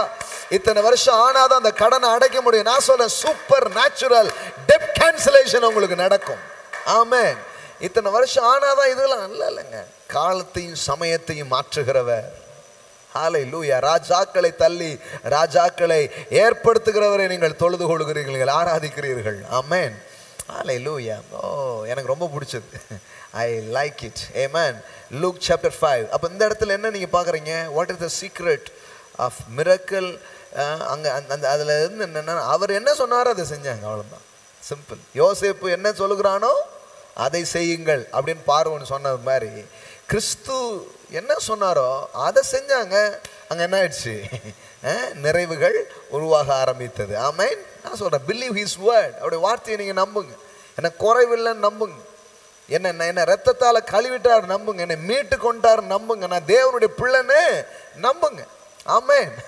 உங்கள் வாழ்க்கையில் அற்புதத்தை நீங்கள் ஈர்ப்பீர்கள் என்று நான் உங்களுக்கு சொல்லுகிறேன். லூக்கா சுவிசேஷம் 5ஆம் அதிகாரம், லூக் சாப்டர் 5. இங்கே என்ன பார்க்குறீங்க? ஒரு காலியான படகு. லூக்கா 5. பின்பு அவர் கெனரசேத்து கடலருகே நின்ற போது திரளான ஜனங்கள் தேவ வசனத்தை கேட்கும்படி அவரிடத்தில் நெருக்கினார்கள். அப்பொழுது கடற்கரையில் நின்ற 2 படகுகளை கண்டார். மீன் பிடிக்கிறவர்கள் அவைகளை விட்டிறங்கி வலைகளை அலசி கொண்டிருந்தார்கள். அப்பொழுது அந்த படகுகளில் ஒன்றில் ஏறினார். அது சீமோனுடையதாய் இருந்தது. அது கரையிலிருந்து சற்றே தள்ளும்படி அவனை கேட்டுக்கொண்டு அந்த படவில் உட்கார்ந்து ஜனங்களுக்கு போதகம் பண்ணினார். அவர் போதகம் பண்ணி முடித்த பின்பு சீமோனை நோக்கி, ஆழத்திலே தள்ளி கொண்டு போய் மீன் பிடிக்கும்படி உங்கள் வலைகளை போடுங்கள் என்றார். அதாவது ஒரு கடற்கரைக்கு போகிறாரு. அந்த கடற்கரையில் ஒரு காலியான படகை பார்க்குறாரு. அந்த படகுலையே என்ன பண்ணுறாரு? ஏறி ஒரு படகையே பிரசங்க மேடை என்ன பண்ணிட்டார்? மாற்றி பேசிகிட்டு இருக்கிறாரு. வாட் அ கிரியேட்டிவ் ஐடியா இல்லை? ஒரு போட்டை மேடையை மாற்றி என்ன பண்ணிட்டு இருக்கிறாரு? ப்ரீச் பண்ணிட்டு இருக்கிறாரு. ப்ரீச் பண்ணி முடித்தோடனே அந்த போட்டுக்கு சொந்தக்காரன் ஒருத்தர் இருக்கிறான். அவனுடைய நிலைமையை குறித்து இங்கே வேதவசனம் சொல்லுகிறது. அது என்ன? அவனுக்கு ஒன்றுமே கிடைக்கல. சும்மா வலையை என்ன பண்ணிட்டு இருந்தான்? அடைச்சிக்கிட்டு அப்படி போட்டான். போட குப்பெல்லாம் மாட்டிச்சே தவிர மீன் ஒன்றும் மாட்டில். இப்போ அதெல்லாம் எடுத்து போட்டுட்ருக்காங்க. அடுத்த நாள் போனோம்னா ரெடி பண்ணி வைக்கணும் இல்லையா?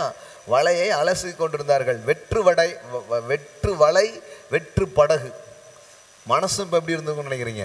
வெறுமையாக தான் இருந்தது. இப்போ பாருங்கள், அவர் போதகம் பண்ணி முடித்த பின்பு சீமோனை நோக்கி, ஆழத்தில் தள்ளி கொண்டு போய் மீன் பிடிக்கும்படி உங்கள் வலைகளை போடுங்கள் என்றார். அதற்கு சீமோன், ஐயரே, ராம் முழுவதும் நாங்கள் பிரயாசப்பட்டும் ஒன்றும் அகப்படவில்லை. ஆகிலும் உம்முடைய வார்த்தையின்படி வலையை போடுகிறேன் என்றான். இங்கே தான் சீக்கிரட்டே இருக்குது பாருங்களேன். யோசேப்பு என்ன சொல்லுகிறானோ அதன்படி செய்யுங்கள். அங்கே பஞ்சத்துக்கு அந்த தேசம் தப்பினது. அதே தான் இயேசு சொன்னபடி செய்யுங்கள் மரியாள் சொன்னால், அவர் வார்த்தையின்படி செஞ்சதுனால அங்கே தண்ணீர் ரசமாக மாறி குறைவுகள் நிறைவுகளாக ஆச்சு. இங்கேயும் அதே வார்த்தை தான் யூஸ் பண்ணப்பட்டிருக்கு பாருங்க. என்ன போட்டிருக்குது பாருங்க. அவன் சொல்கிறான், நான் பிரயாசப்பட்டது உண்மைதான், நான் முயற்சி செஞ்சதெல்லாம் உண்மைதான், ஆனால் எனக்கு எந்த நன்மையுமே நடக்கலை. ஆனால் இப்போ நான் மறுபடியும் பிரயாசப்பட போகிறேன், மறுபடியும் கடலுக்கு போகிறேன், மறுபடியும் படகு எடுத்துகிட்டு போகிறேன், மறுபடியும் பிஸ்னஸ் பண்ண போகிறேன், மறுபடியும் ஒன்றை ஆரம்பிக்க போகிறேன். எதன் அடிப்படையில் என்று சொன்னால், என் பிரயாசத்தை நம்பின நாட்கள் போதும், இப்பொழுது உம்முடைய வார்த்தையின்படியே நான் வலையை போடுகிறேன் என்று சொன்னான். ஆமென்.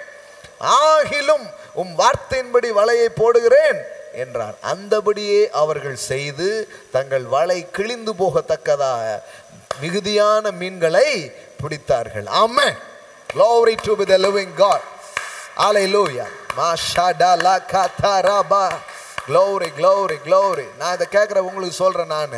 ஹல்லேலூயா. தேவ வார்த்தை உங்களுக்குள்ள வருது என்றால், தேவனுடைய இன்ஸ்ட்ரக்ஷன் உங்கள் வாழ்க்கையில் வருது என்றால், நீங்கள் மிகுதியை பார்ப்பீர்கள். ஆமென். ஹல்லேலூயா, ஹல்லேலூயா. பாருங்க, இது ஒரு பெரிய காரியம். எப்படி இது பெரிய விஷயம் அப்படின்னா, அப்பொழுது மற்ற படகுகளிலிருந்து கூட்டாளிகள் தங்களுக்கு உதவி செய்யும்படி சைகை காட்டினார்கள். அவர்கள் 2 படகுகளும் அமிழத்தக்கதா நிரப்பினார்கள். சீமோன் பேதுரு அதை கண்டு இயேசுவின் பாதத்தில் விழுந்து, ஆண்டவரே, நான் பாவியான மனுஷன், என்னை விட்டு போக வேண்டும் என்றான். நீங்க பாருங்க, வெறும் செழிப்புன்னு பேசுறாரு, பணம்னு பேசுறாருங்கிறாங்க. நீங்க நல்லா கவனிச்சு பாருங்க. செழிப்பை பார்த்த உடனே தான் மனமே திருந்தாத ஒரு பேதுரு இப்ப மனம் திரும்புறான். ஆமென். படகு நிரம்பின உடனே தான் இவனுக்குள்ளே ஆண்டவரேன்ட்டான், ரட்சிக்கப்பட்டான். ஹல்லேலூயா. ஆமென். அது வரைக்கும் ரட்சிக்கப்படல. பார்த்தான் பாருங்க, நம்மளும் இவ்வளவு நாள் மீன் பிடிச்சிருப்போம், இவ்வளவு மீனை பார்த்ததே கிடையாது, இன்னைக்கு எப்படி இவ்வளவு மீன் வந்துச்சு? அப்ப இவர் பின்னாடி போனோம்னா இன்னும் என்னெல்லாம் வரப்போகுது? க்ளோரி காப்பாசாகே. ஆமென். ஹல்லேலூயா. உங்களுக்கு தெரியுமா, ஒரு நாள் இந்த பேதுருவின் காலில் கொண்டு வந்து மக்கள் தங்கள் சொத்துக்களை அப்படியே கொண்டு வந்து, பத்திரங்களையும் நகைகளையும் தங்கங்களையும் இதே பேதுருவின் காலில் ஜனங்க கொண்டு வச்சாங்க. ஆமென். அந்த அளவுக்கு அவன் ஆசீர்வதிக்கப்பட்டான் பாருங்க. ஆமென். ஆனால் இப்போ நீங்கள் பார்த்தீங்கன்னா ஒரு மனம், ஒரு கெட்டவன் கூட மாறுறான். எப்படின்னா செழிப்பு. ஆமென். அபரீதம். ஆமாம், இது ஜனங்க ரட்சிக்கப்படுறதுக்கு ஒரு வழிங்க. அதனால தான் இந்தியா தேசத்தில் இயேசு ஆசீர்வதிக்கிறார், இயேசு ஒரு மனுஷனை உயர்த்துகிறார், இயேசு ஒரு மனுஷனுடைய வாழ்க்கையை வந்து பொருளாதாரத்தினால அவனை வந்து நிரப்புவாருங்கிறது நம்ம சொல்லித்தரணும். சொன்னாலே நிறைய பேர் ரட்சிக்கப்பட்டுருவாங்க. ஆமென். ஆமாம், நீங்கள் வேணால் பாருங்கள், சபையில் இப்போ செழிப்பை பேசி செழிச்சிட்டே இருக்கிறாங்க. பெருக பெருக பார்த்தீங்கன்னா வராதவங்க கூட ஆண்டவர் பின்னாடி வர ஆரம்பிப்பான். ஆமென். ஹல்லேலூயா. சின்னதாக பண்ணிட்டு இருக்கலாம், சீக்கிரமாக நீங்கள் பெருசாக பண்ணணும். ஆமென். ஹல்லேலூயா. இன்னைக்கு வண்டிகளில் கொண்டு போய் பண்ணுறீங்க, ஹோட்டலு, பிஸ்னஸ்ஸு எல்லாம் ஆரம்பிக்கணும் இயேசுவின் நாமத்தினாலே. ஆமென். இன்னைக்கு சிறு தொழில்களாக இருக்கலாம், அதெல்லாம் மல்டி பிஸ்னஸாக மாறட்டும் இயேசுவின் நாமத்தினாலே. ஆமென். ஆமாம், நீங்கள் நினச்சிக்காதீங்க இன்னும் அப்படியே தான் கிடக்கணும், அவர் வார்த்தையை நீங்கள் கேட்டுட்டு இருக்கிறீங்க. ஆமென். ஏன் இதில் பெரிய விஷயம் என்ன தெரியுமா? இவங்க ராம் முழுவதும் பிரயாசப்பட்டு ஒன்றும் கிடைக்கல. இப்போ இப்போ இப்போ மீன் பிடிக்க போகிறாங்க. பகலில் கிடைக்குமா? கிடைக்காது. லாக்டவுன் பீரியடில் கிடைக்குமா? சீசனில் தான் கிடைக்கும் சிலது, அந்த நேரத்தில் தான் கிடைக்கும். இரவிலே கிடைக்காத மீன்களை பகலிலே கிடைக்கும்படி செய்கிறார். ஆமென். பகலில் வலை போட்டிங்கன்னா மீன் போயிடும், மீன் வராது. ஆனால் அவர் வார்த்தையின்படி நீங்கள் செஞ்சீங்கன்னா அதுக்கு சீசனே கிடையாது. ராத்திரியில் கிடைக்க வேண்டியது பகலில் கிடைக்கும், பகலில் கிடைக்க வேண்டியது ராத்திரியில் கிடைக்கும். ஹல்லேலூயா. there is no season. மாகாதேராபா ஷேகே. ஆமென். திரளான மீன்கள். அப்படின்னா என்னன்னா, இது வரைக்கும் அவன் மீனவனாக இருந்திருக்கிறான், இவ்வளோ ஒரு பெரிய கேட்ச் அவன் பார்த்ததே கிடையாது. அங்கே பைபிளில் எப்படி போட்டிருக்கு பாருங்களேன், 9வது வசனம். அவர்கள் திரளான மீன்களை பிடித்தது நிமித்தம் அவனுக்கும் அவனோடு கூட இருந்த யாவருக்கும் பிரமிப்பு உண்டானபடினால் அப்படி சொன்னான். இப்படி ஒரு கேட்சை நான் பார்த்ததே கிடையாது. நான் சொல்லட்டுமா, உங்கள் பிஸ்னஸ் வேற மாதிரி ஆகிடும், உங்கள் வாழ்க்கை வேற மாதிரி. அவர் வார்த்தை, அவர் என்ன சொல்லியிருக்கிறாரு? பஞ்சத்திலே நான் செழிப்பேன்னு சொல்லியிருக்கிறாரு. அவர் என்ன சொல்லியிருக்கிறார்? நான் கிறிஸ்துவுக்குள்ள இருக்கிறேன் என்று சொல்லியிருக்கிறாரு. அவருடைய வார்த்தை என்ன? இது உங்கள் தியானமாய், உங்கள் எண்ணமாய். நான் சொல்றேன், வார்த்தை தான் பஞ்சத்திலிருந்து வெளியே வருவதற்கான வழி. வார்த்தை தான் உங்களை பஞ்சத்துக்கு தப்புவிக்கிற வழியாக இருக்கிறது. ஆமென். அதனால தேவனுடைய வார்த்தையை கேட்கிற நீங்கள் பாக்கியவான்கள், தேவனுடைய வார்த்தையை பெற்றுக்கொள்கிற நீங்கள் பாக்கியவான்கள். ஆமென். ஏன்னா வார்த்தை இந்த உலகத்தின் சூழ்நிலையோடு உங்களை ஒத்து வாழ வைக்காமல், வார்த்தை இந்த உலகத்தின் சூழ்நிலைகளை கிழித்து கொண்டு அதை ஆளுகை செய்யும்படியான ஜீவனை, பலனை உங்களுக்குள்ளே கொடுக்கிற வல்லமை அந்த வார்த்தைக்குள்ளாக இருக்கிறது. ஆமென். Glory to God. Glory to God. அவர்கள் திரளான மீன்களை பிடித்தது நிமித்தம் அவனுக்கும் அவனோடு கூட இருந்த யாவருக்கும் பிரமிப்பு உண்டானது. ஷாக் ஆயிட்டான். என்னையா இவ்வளோ ஒரு மீனை நம்ம வாழ்நாள் அப்படி பார்த்ததே கிடையாது. திரள். நான் சொல்றேன், இயேசுவின் வார்த்தை உங்க வாழ்க்கையில வந்தால் திரள், பிரமிப்பு கிடைக்காதெல்லாம் கிடைக்குது. ஆமென். இன்னும் சொல்ல போனா அவ்வளோ நாள் கஷ்டப்பட்டு கிடைக்காது, இப்போ போட்டாலே வருது. ஆமென். எவ்வளோ நாள் முயற்சி பண்ணி நடக்காது, இப்ப தொட்டாலே தொடங்குகிற மாதிரியான ஆசீர்வாதத்துக்குள்ளாக நீங்கள் இருக்கிறீர்கள். ஆமென். That is the word. ஆகிலும் உம் வார்த்தையின்படி வலையை போடுகிறேன். ஆமென். எல்லாம் சொல்லுங்க, உம்முடைய வார்த்தையின்படி நான் வாழ்றேன் ஆண்டவரே, உம்முடைய வார்த்தையை நான் செய்ய போகிறேன், நீர் எனக்கு சொல்லுகிறதை நான் செய்ய போகிறேன். ஆமென். அந்த இன்ஸ்ட்ரக்ஷன் தேவன் ஒவ்வொரு நாளும் உங்களை நடத்த விரும்புகிறார், உங்களோட பேச விரும்புகிறார். தேவ வார்த்தைகள் உங்களுக்கு அறிவிக்கப்பட்டு கொண்டே இருக்கிறது. எல்லாம் சொல்லுங்க, வார்த்தைகள் சூழ்நிலைகளை மாற்றும், வார்த்தைகள் குறைவுகளை நிறைவாக்கும். Amen. Glory to be the living God. Glory to be the living God. Glory to be the living God. Hallelujah. Hallelujah. Hallelujah. Hallelujah. Makara sakara bala kataraba. Hallelujah. Hallelujah. Hallelujah. Hallelujah. Thank you Jesus. Thank you Jesus. அப்போ என்ன நம்ம பார்க்குறோம், தேவனுடைய வார்த்தைகள் சூழ்நிலைகளை தாண்டி உங்களை வாழ வைக்கி, பஞ்சத்தில் உங்களுக்கு செழிப்பை கொடுக்குது. ஆமென். இறுதியாக ஒன்று நம்ம பார்க்கலாம். 1 ராஜாக்கள் 17. இது ஏற்கனவே பார்த்தோம், ஆனால் ஒரே ஒரு ஃப்ரேஸ், ஒரே ஒரு முக்கியமான காரியத்தை இன்னைக்கு இதில் பார்க்க போகிறோம். ஆமென். Thank you Jesus. ஏன்னா இதுவும் வார்த்தை தான். பின்பு கர்த்தருடைய வார்த்தை அவனுக்கு உண்டாயிற்று. எல்லாம் சொல்லுங்க, கர்த்தருடைய வார்த்தை உண்டாயிற்று. நீ இவ்விடத்தை விட்டு கீழ் திசைக்கு நோக்கி போய் யோர்தானுக்கு நேராக இருக்கிற கேரித் ஆற்றண்டையில் ஒளிந்து கொண்டு இரு. த ஹைடிங் பிளேஸ், ஒரு இடத்துல ஒளிச்சு தேவன் என்ன பண்றாரு, வைக்கிறாரு.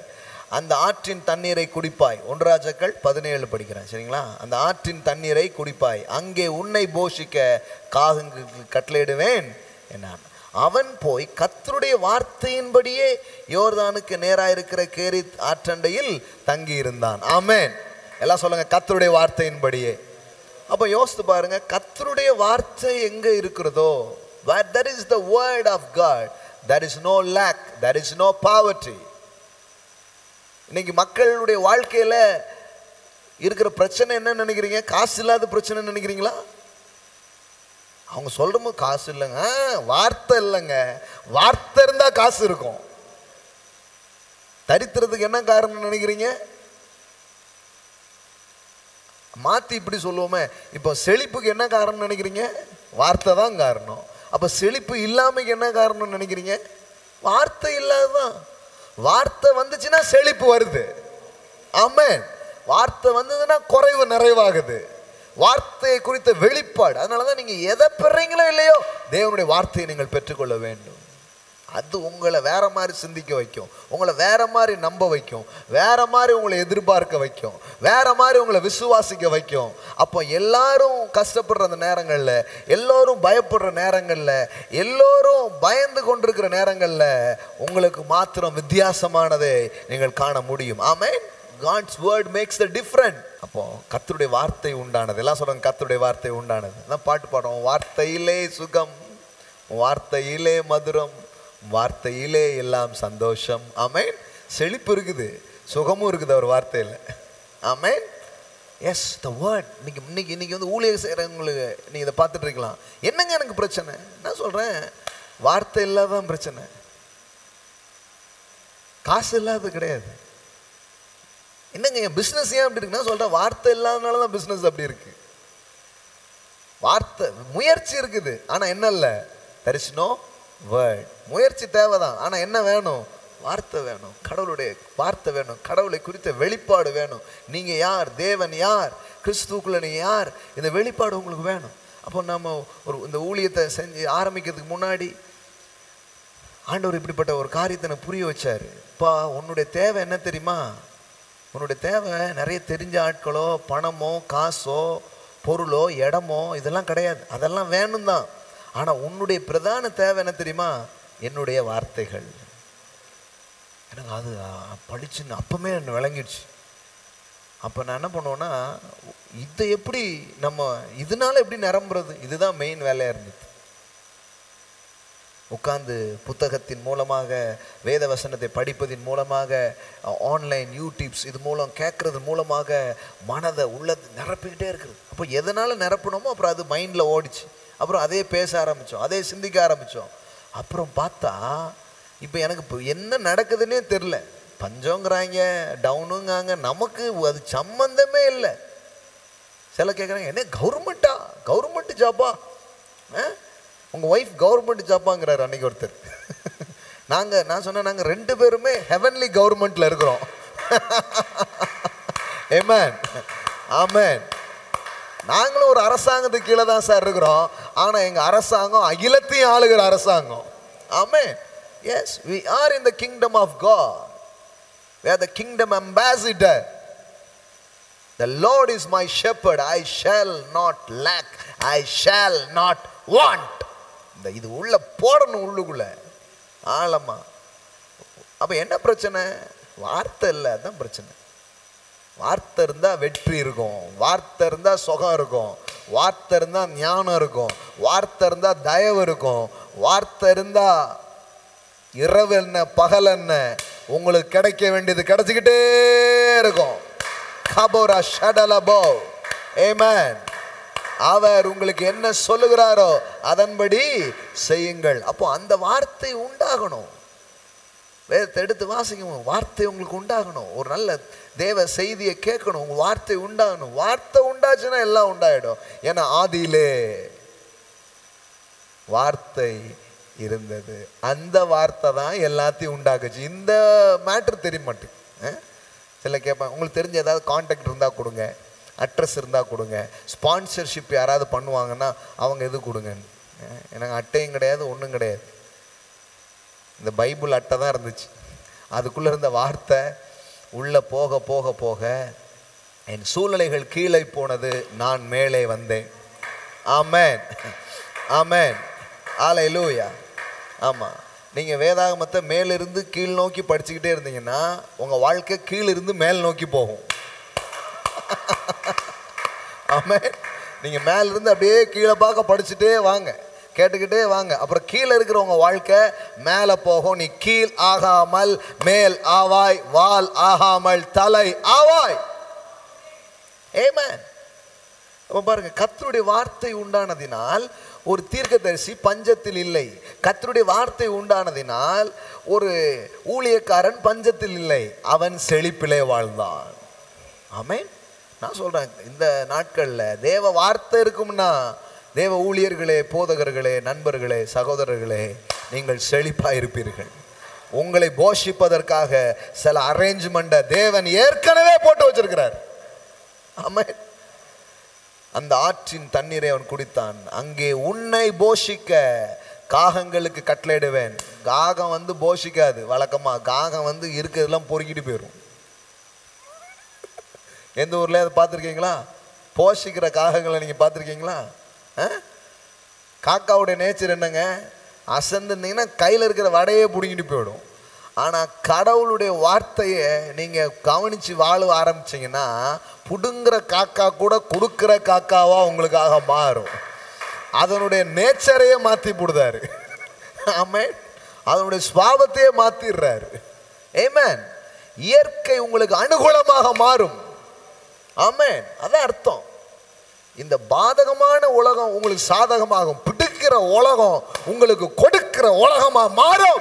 எடுக்கிற உலகம் உங்களுக்கு மட்டும் வாரி வழங்குற உலகமா அது இருக்கும் என்று நான் உங்களுக்கு சொல்லுகிறேன். ஆமென்.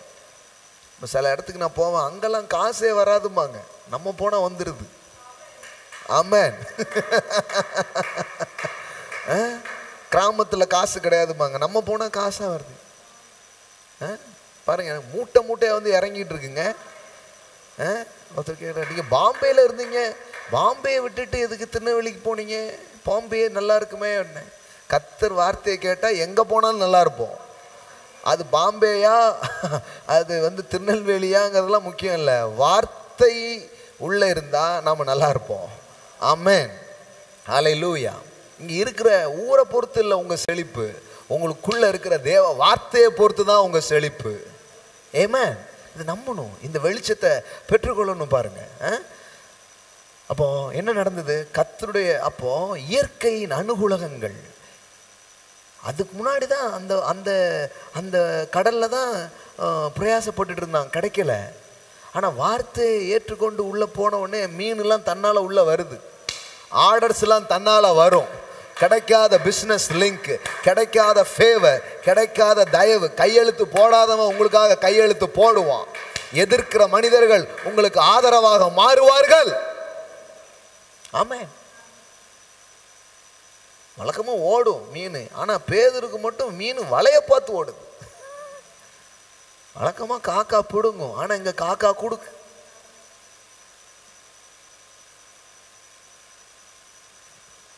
மீன்ல டிராவல் பண்ணி யோனா வேற ஊருக்கு போறான். எல்லாமே பாருங்க நமக்காக வேலை செய்யுது. சன்ஸ் ஆஃப் காட் நீங்களாம். இயற்கையே உங்களுக்காக வேலை பார்க்கும். ஆமென். இயற்கைகள், பச்சை ஜாதிகள், மிருகங்கள், இங்க இருக்கிற எல்லாம் மற்றவனுக்கு எதிராக வேலை செஞ்சுட்டு இருக்கோம், ஆனா உங்களுக்கு ஆதரவா வேலை பார்க்கும். அதான் சால்வேஷன்னா, அதான் மீட்புனா அதான். ஆமென். ஓ ஷடலா பகாராபா. இதை புரிஞ்சுக்கோங்க, சாதாரணமான ஒரு விஷயம் கிடையாது. வேதம் ஏசு சொல்றாரு பாருங்க, மனுஷர் உங்கள் மடியில் வந்து போடுவார்கள். மனுஷனுக்கு போடுற பழக்கம் இருக்கா? இருக்கிறதெல்லாம் சொரட்டி எடுத்துட்டு போற பழக்கம் தான் இருக்கு. ஆனா கடவுள் சொல்றாரு, நீ என் பிள்ளையா இருந்துப்பாரு, என் வார்த்தையை நம்பிப்பாரு, இந்த பிடுங்கிற மனுஷனா கொடுக்கிறவனா நான் மாத்துவேன். ஆமே. அது எவ்வளவு இருக்குதுங்க பைபிள்ல. லாபான் வந்து யாக்கோபு ஆட்டையை போடுற ஒரு ஆள் எப்பவுமே. ஆமா. ஆனா அந்த லாபான் கையிலிருந்து கர்த்தர் யாக்கோபை செழிக்க வைத்தார். பொல்லாத மனிதர்களுக்கு நடுவில் உங்களை செழிக்க வைப்பார். ஆமென். fear not, believe that. இதை நம்புங்க, இதை நம்பி பாருங்க. ஒரு பெரிய செழிப்பு உங்க வாழ்க்கையில உண்டாக ஆரம்பிக்கும். ஒரு பெரிய நிறைவு உங்க வாழ்க்கையில வரும், உங்க சபையில வரும், உங்க பிசினஸ்ல வரும், உங்க வாழ்க்கையில வரும். ஆமென். ஹல்லேலூயா. அப்ப பாருங்க 6வது வசனம், அங்கே அவனுக்கு விடிய காலத்தில் அப்பமும் இறைச்சியும், சாயங்காலத்தில் அப்பமும் இறைச்சியும் கொண்டு வந்தது. தாகத்திற்கு அந்த ஆற்றின் தண்ணீரை குடித்தான். ஒளிச்சு வச்சு அவனை போசிக்கிட்டு இருக்கிறார். த ஹைடிங் பிளேஸ், ஒரு மறைவான ஒரு இடத்துல வச்சு தன் ஊழியக்காரரை கர்த்தர் போஷிக்கிறார். ஆமென். நான் சொல்றேன், உங்களை போஷிக்கும்படி சில அரேஞ்ச்மெண்ட்டை தேவன் ஏற்கனவே பண்ணி வைத்திருக்கிறார். ஆமென். பயப்படாதீங்க. உங்கள் தேவைகளை எல்லாம் என் தேவன் நிறைவாக்குகிற தேவனாக அவர் இருக்கிறார். உங்கள் குறைவுகள் எல்லாம் நிறைவாகும் என்று நான் உங்களுக்கு சொல்லுகிறேன். ஆமென். ஒரே ஒரு ரொம்ப முக்கியமான ஒரு மேட்டரை மட்டும் சொல்லி நான் முடிக்க போறேன் அடுத்த 10 நிமிஷத்துல. இப்போ கவனிங்க, இப்போ இன்னொரு காரியம் நடக்கிறது. அது என்ன? 8வது வசனம் பாருங்க. அப்பொழுது கர்த்தருடைய வார்த்தை அவனுக்கு உண்டாகி. ஒரு அதிகாரத்தில் எத்தனை வாட்டி அது வருது பாருங்க, கர்த்தருடைய வார்த்தை உண்டாகி. அப்படின்னா வார்த்தை தான் எல்லாத்துமே. ஆமென். உண்டாகி, நீ எழுந்து சீதோனுக்கு அடுத்த சாரிபாத் ஊருக்கு போய் அங்கே தங்கீர். அப்படின்னா என்ன?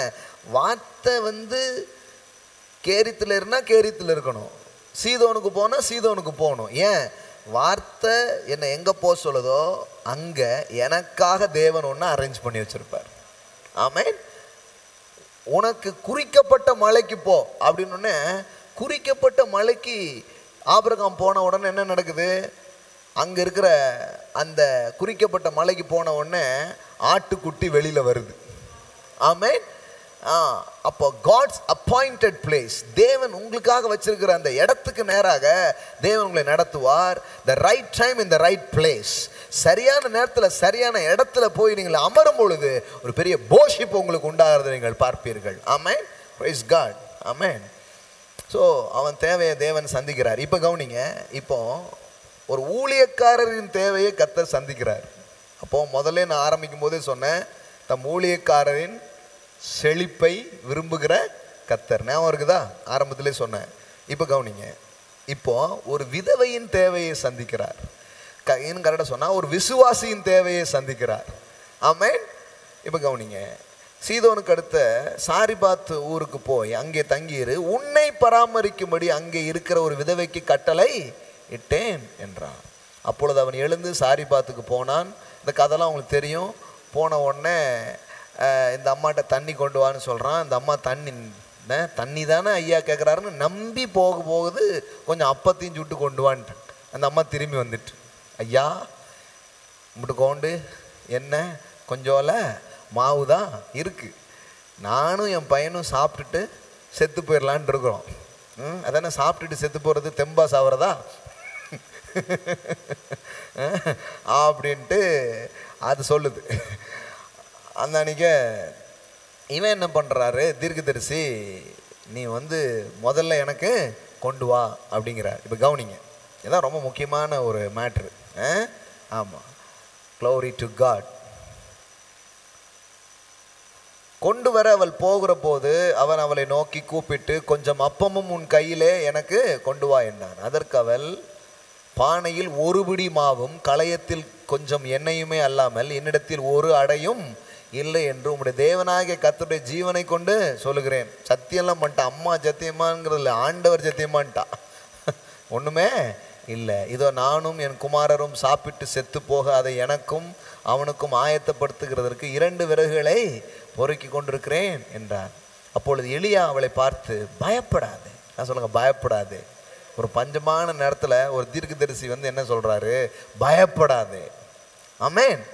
பயப்படாதே, நீ போய் உன் வார்த்தையின்படி ஆயத்தப்படுத்து.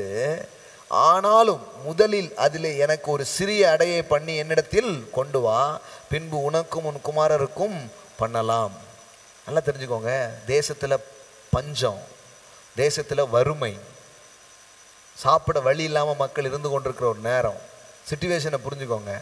அந்த நேரத்தில் கொஞ்சோல எண்ணெய் கொஞ்சோல மாவு வச்சிருக்கிற ஒரு அம்மாட்ட போய் தீர்க்கதரிசி வந்து முதல்ல சுட்டு எனக்கு கொண்டு வான்னா, இப்போ சில பேர் என்னென்ன சொல்கிறாங்க, இந்த மாதிரி டைமில் காணிக்கலாம் எடுக்காதீங்க, ஏன்னா ஜனங்க ஏற்கனவே கஷ்டப்படுறாங்க.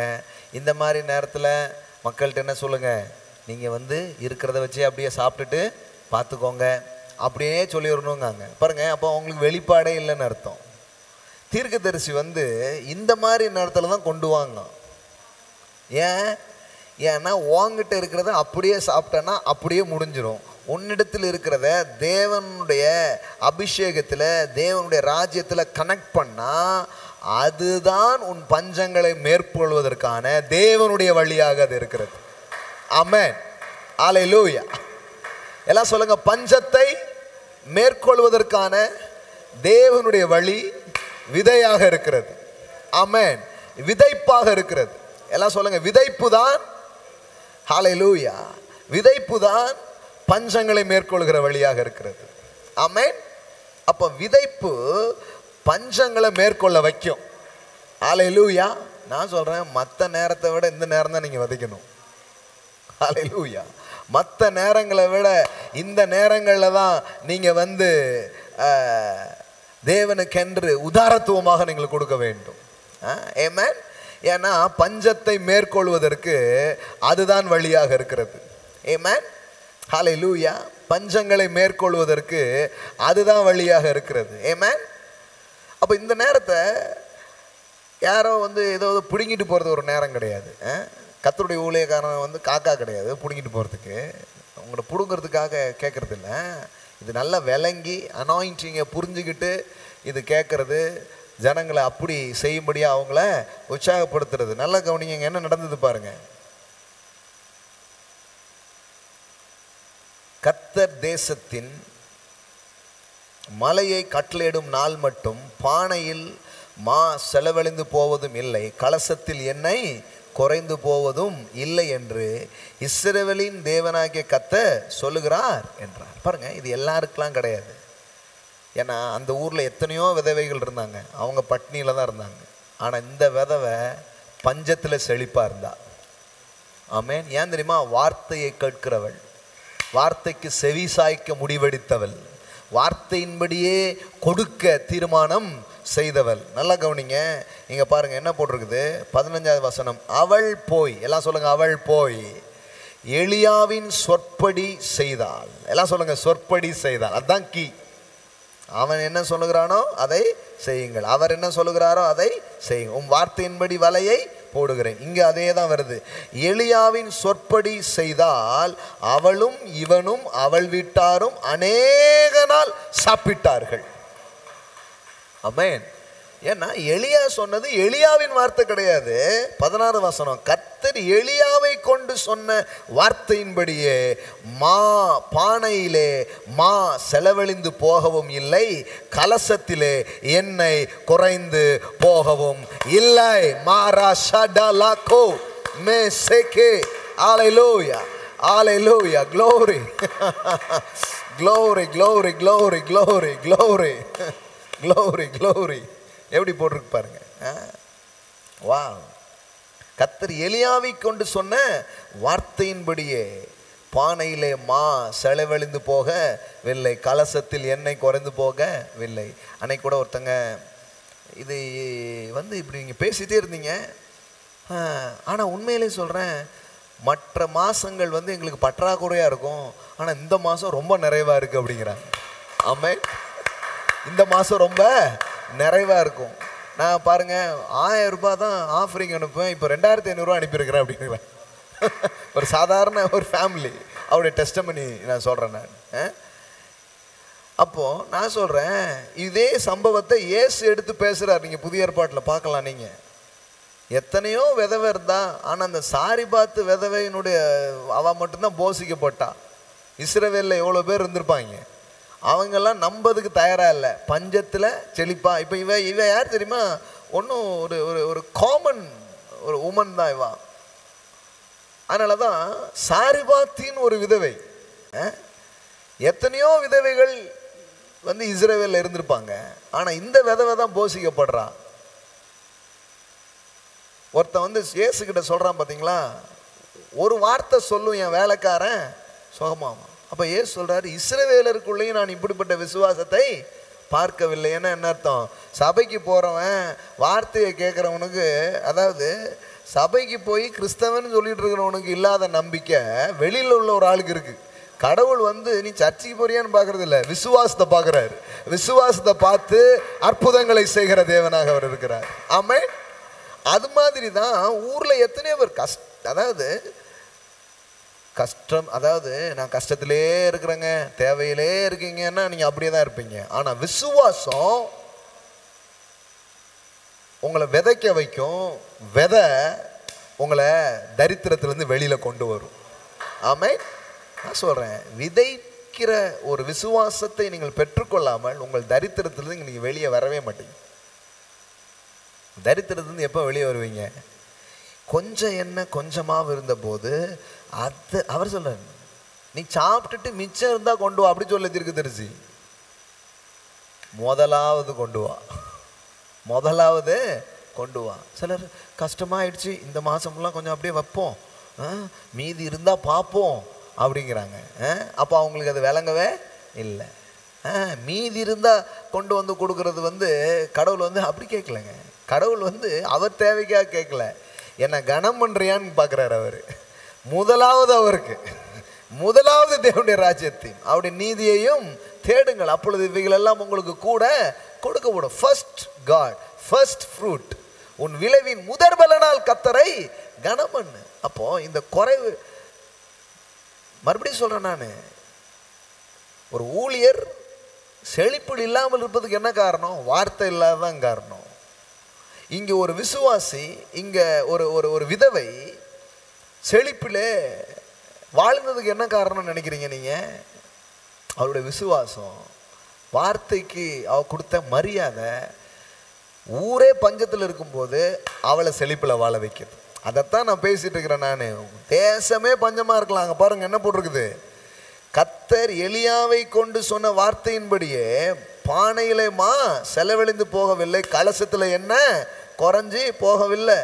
14 வசனம், கர்த்தர் தேசத்தின் மேல் மழையை கட்டளையிடும் நாள் மட்டும், லாக்டவுன் முடிகிற மட்டும் மாவு எண்ணெயோ குறையவே இல்லை.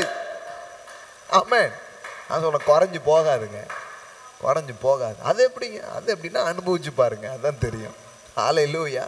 குறையாத அளவுக்கு பார்க்குற ஒரு தேவன், தண்ணீரை ரசமாக்குறவர், வார்த்தையின்படியே மீனை கொண்டு வந்தவர், வார்த்தையின்படியே எண்ணெயும் மாவையும் பெருக வைப்பார். நான் நிறைய டெஸ்டமனி கேட்டே இருக்கிறேன்.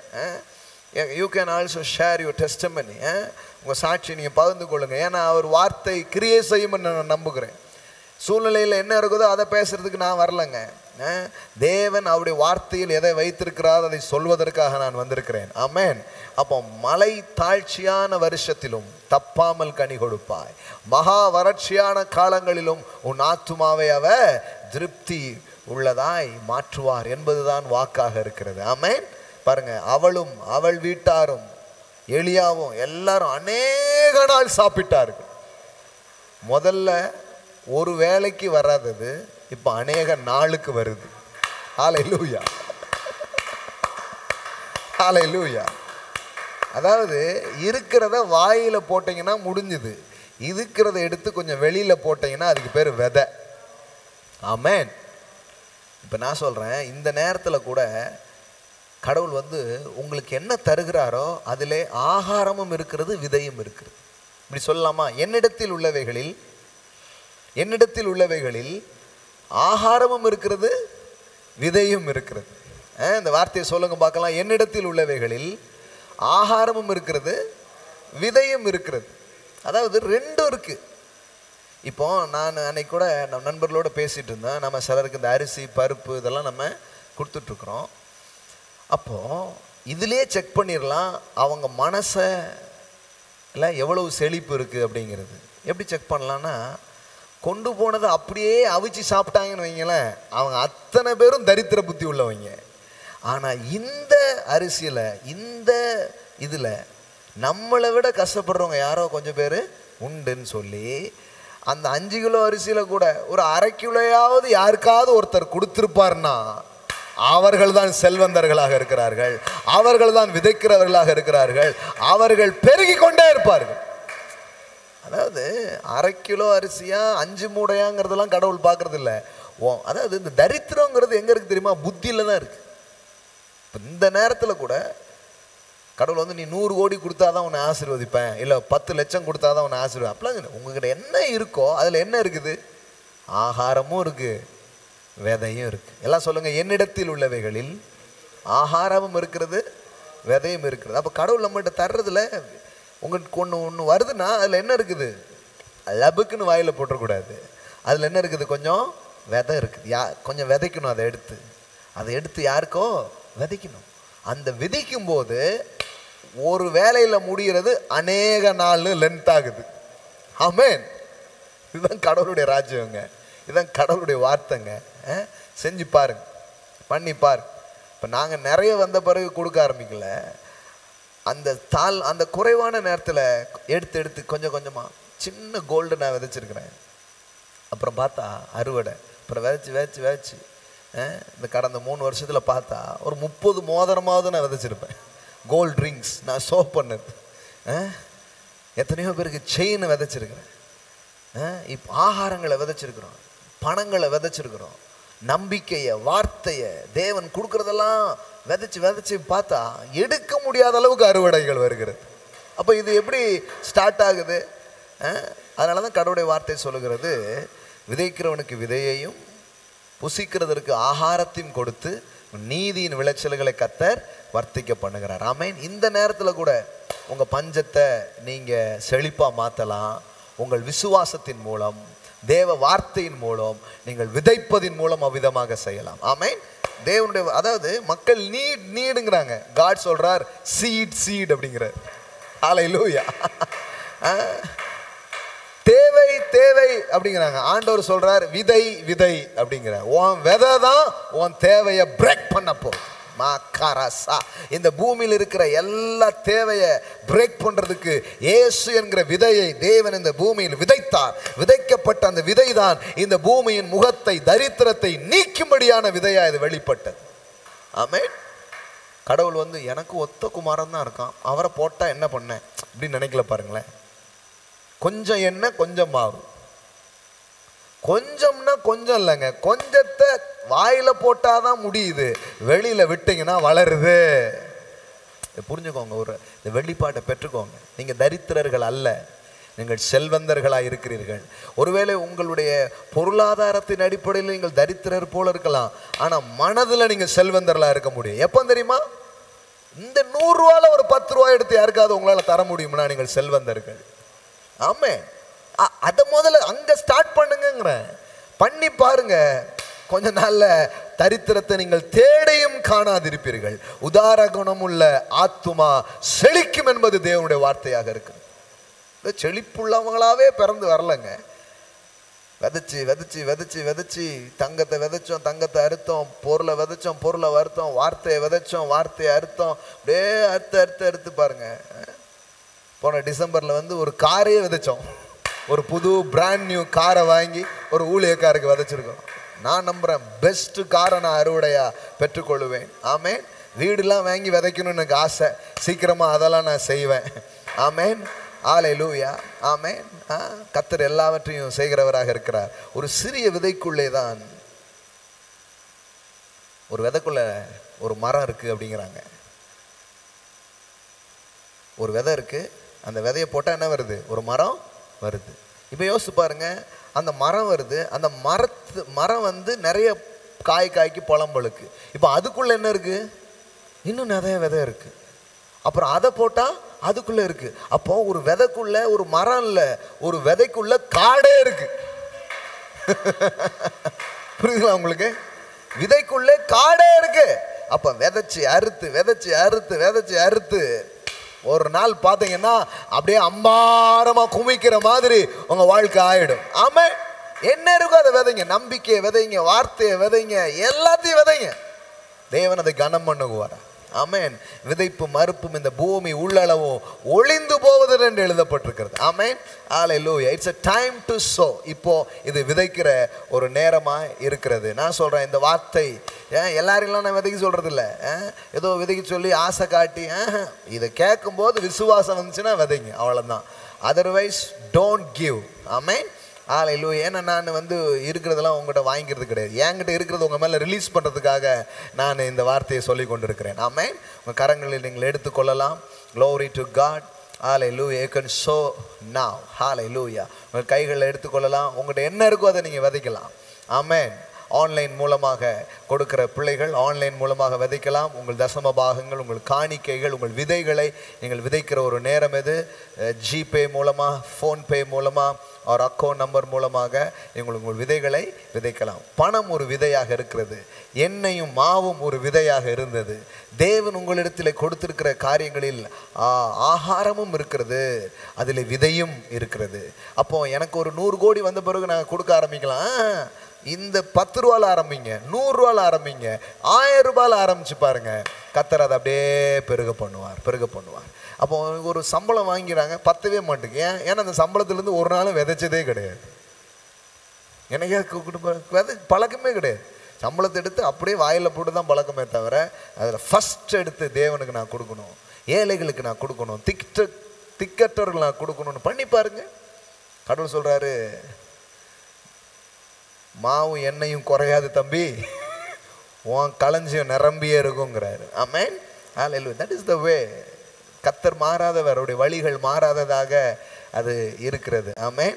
ஒரு நேரத்தில் அரிசி, பருப்பு, எண்ணெய்க்கு என்ன செய்வதென்று நாங்கள் யோசித்திருக்கிறோம். ஆனால் இன்றைக்கு நானும் என் நண்பர்களும் சில குடும்பமும் இணைந்து 4 லட்சத்துக்கு மேலே இந்த நேரத்தில் தேசத்திலே விதைகளை விதைக்க கர்த்தர் எங்களுக்கு உதவி செய்திருக்கிறார். ஆமென். ஆமேன்.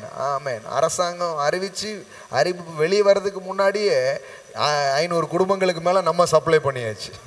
ஆமேன். சொல்லி வர்றதுக்குள்ளே இவன் போயிடுவான் போல, அதுக்கு முன்னாடி பண்ணியாச்சு. இன்னும் பண்ணிக்கொண்டே இருக்கிறோம், செய்து கொண்டே இருக்கிறோம். நீங்களும் இந்த காரியங்களில் பங்கேற்கலாம், தேவனுடைய சுவிசேஷத்தில் பங்கேற்கலாம். விதைகளை விதைக்கும்படி உங்களை நான் உற்சாகப்படுத்துகிறேன். நீங்கள் இருக்கிற இடங்களில் நீங்கள் விதைகளை விதைக்கலாம். ஆமென். இது ஏதோ எனக்கான ஒரு செய்தியாக நான் சொல்லவில்லை.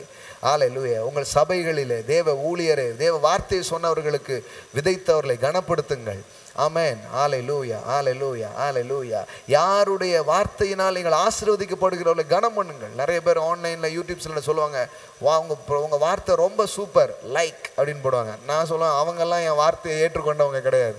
என்னைக்கு என்னுடைய நிலத்தில் அவர்கள் விதைத்தார்களோ அன்றைக்குத்தான் அவர்கள் உண்மையாகவே அந்த வார்த்தையை அங்கீகரித்திருக்கிறார்கள், கனம் பண்ணுகிறார்கள் என்று நான் நம்புகிறேன்.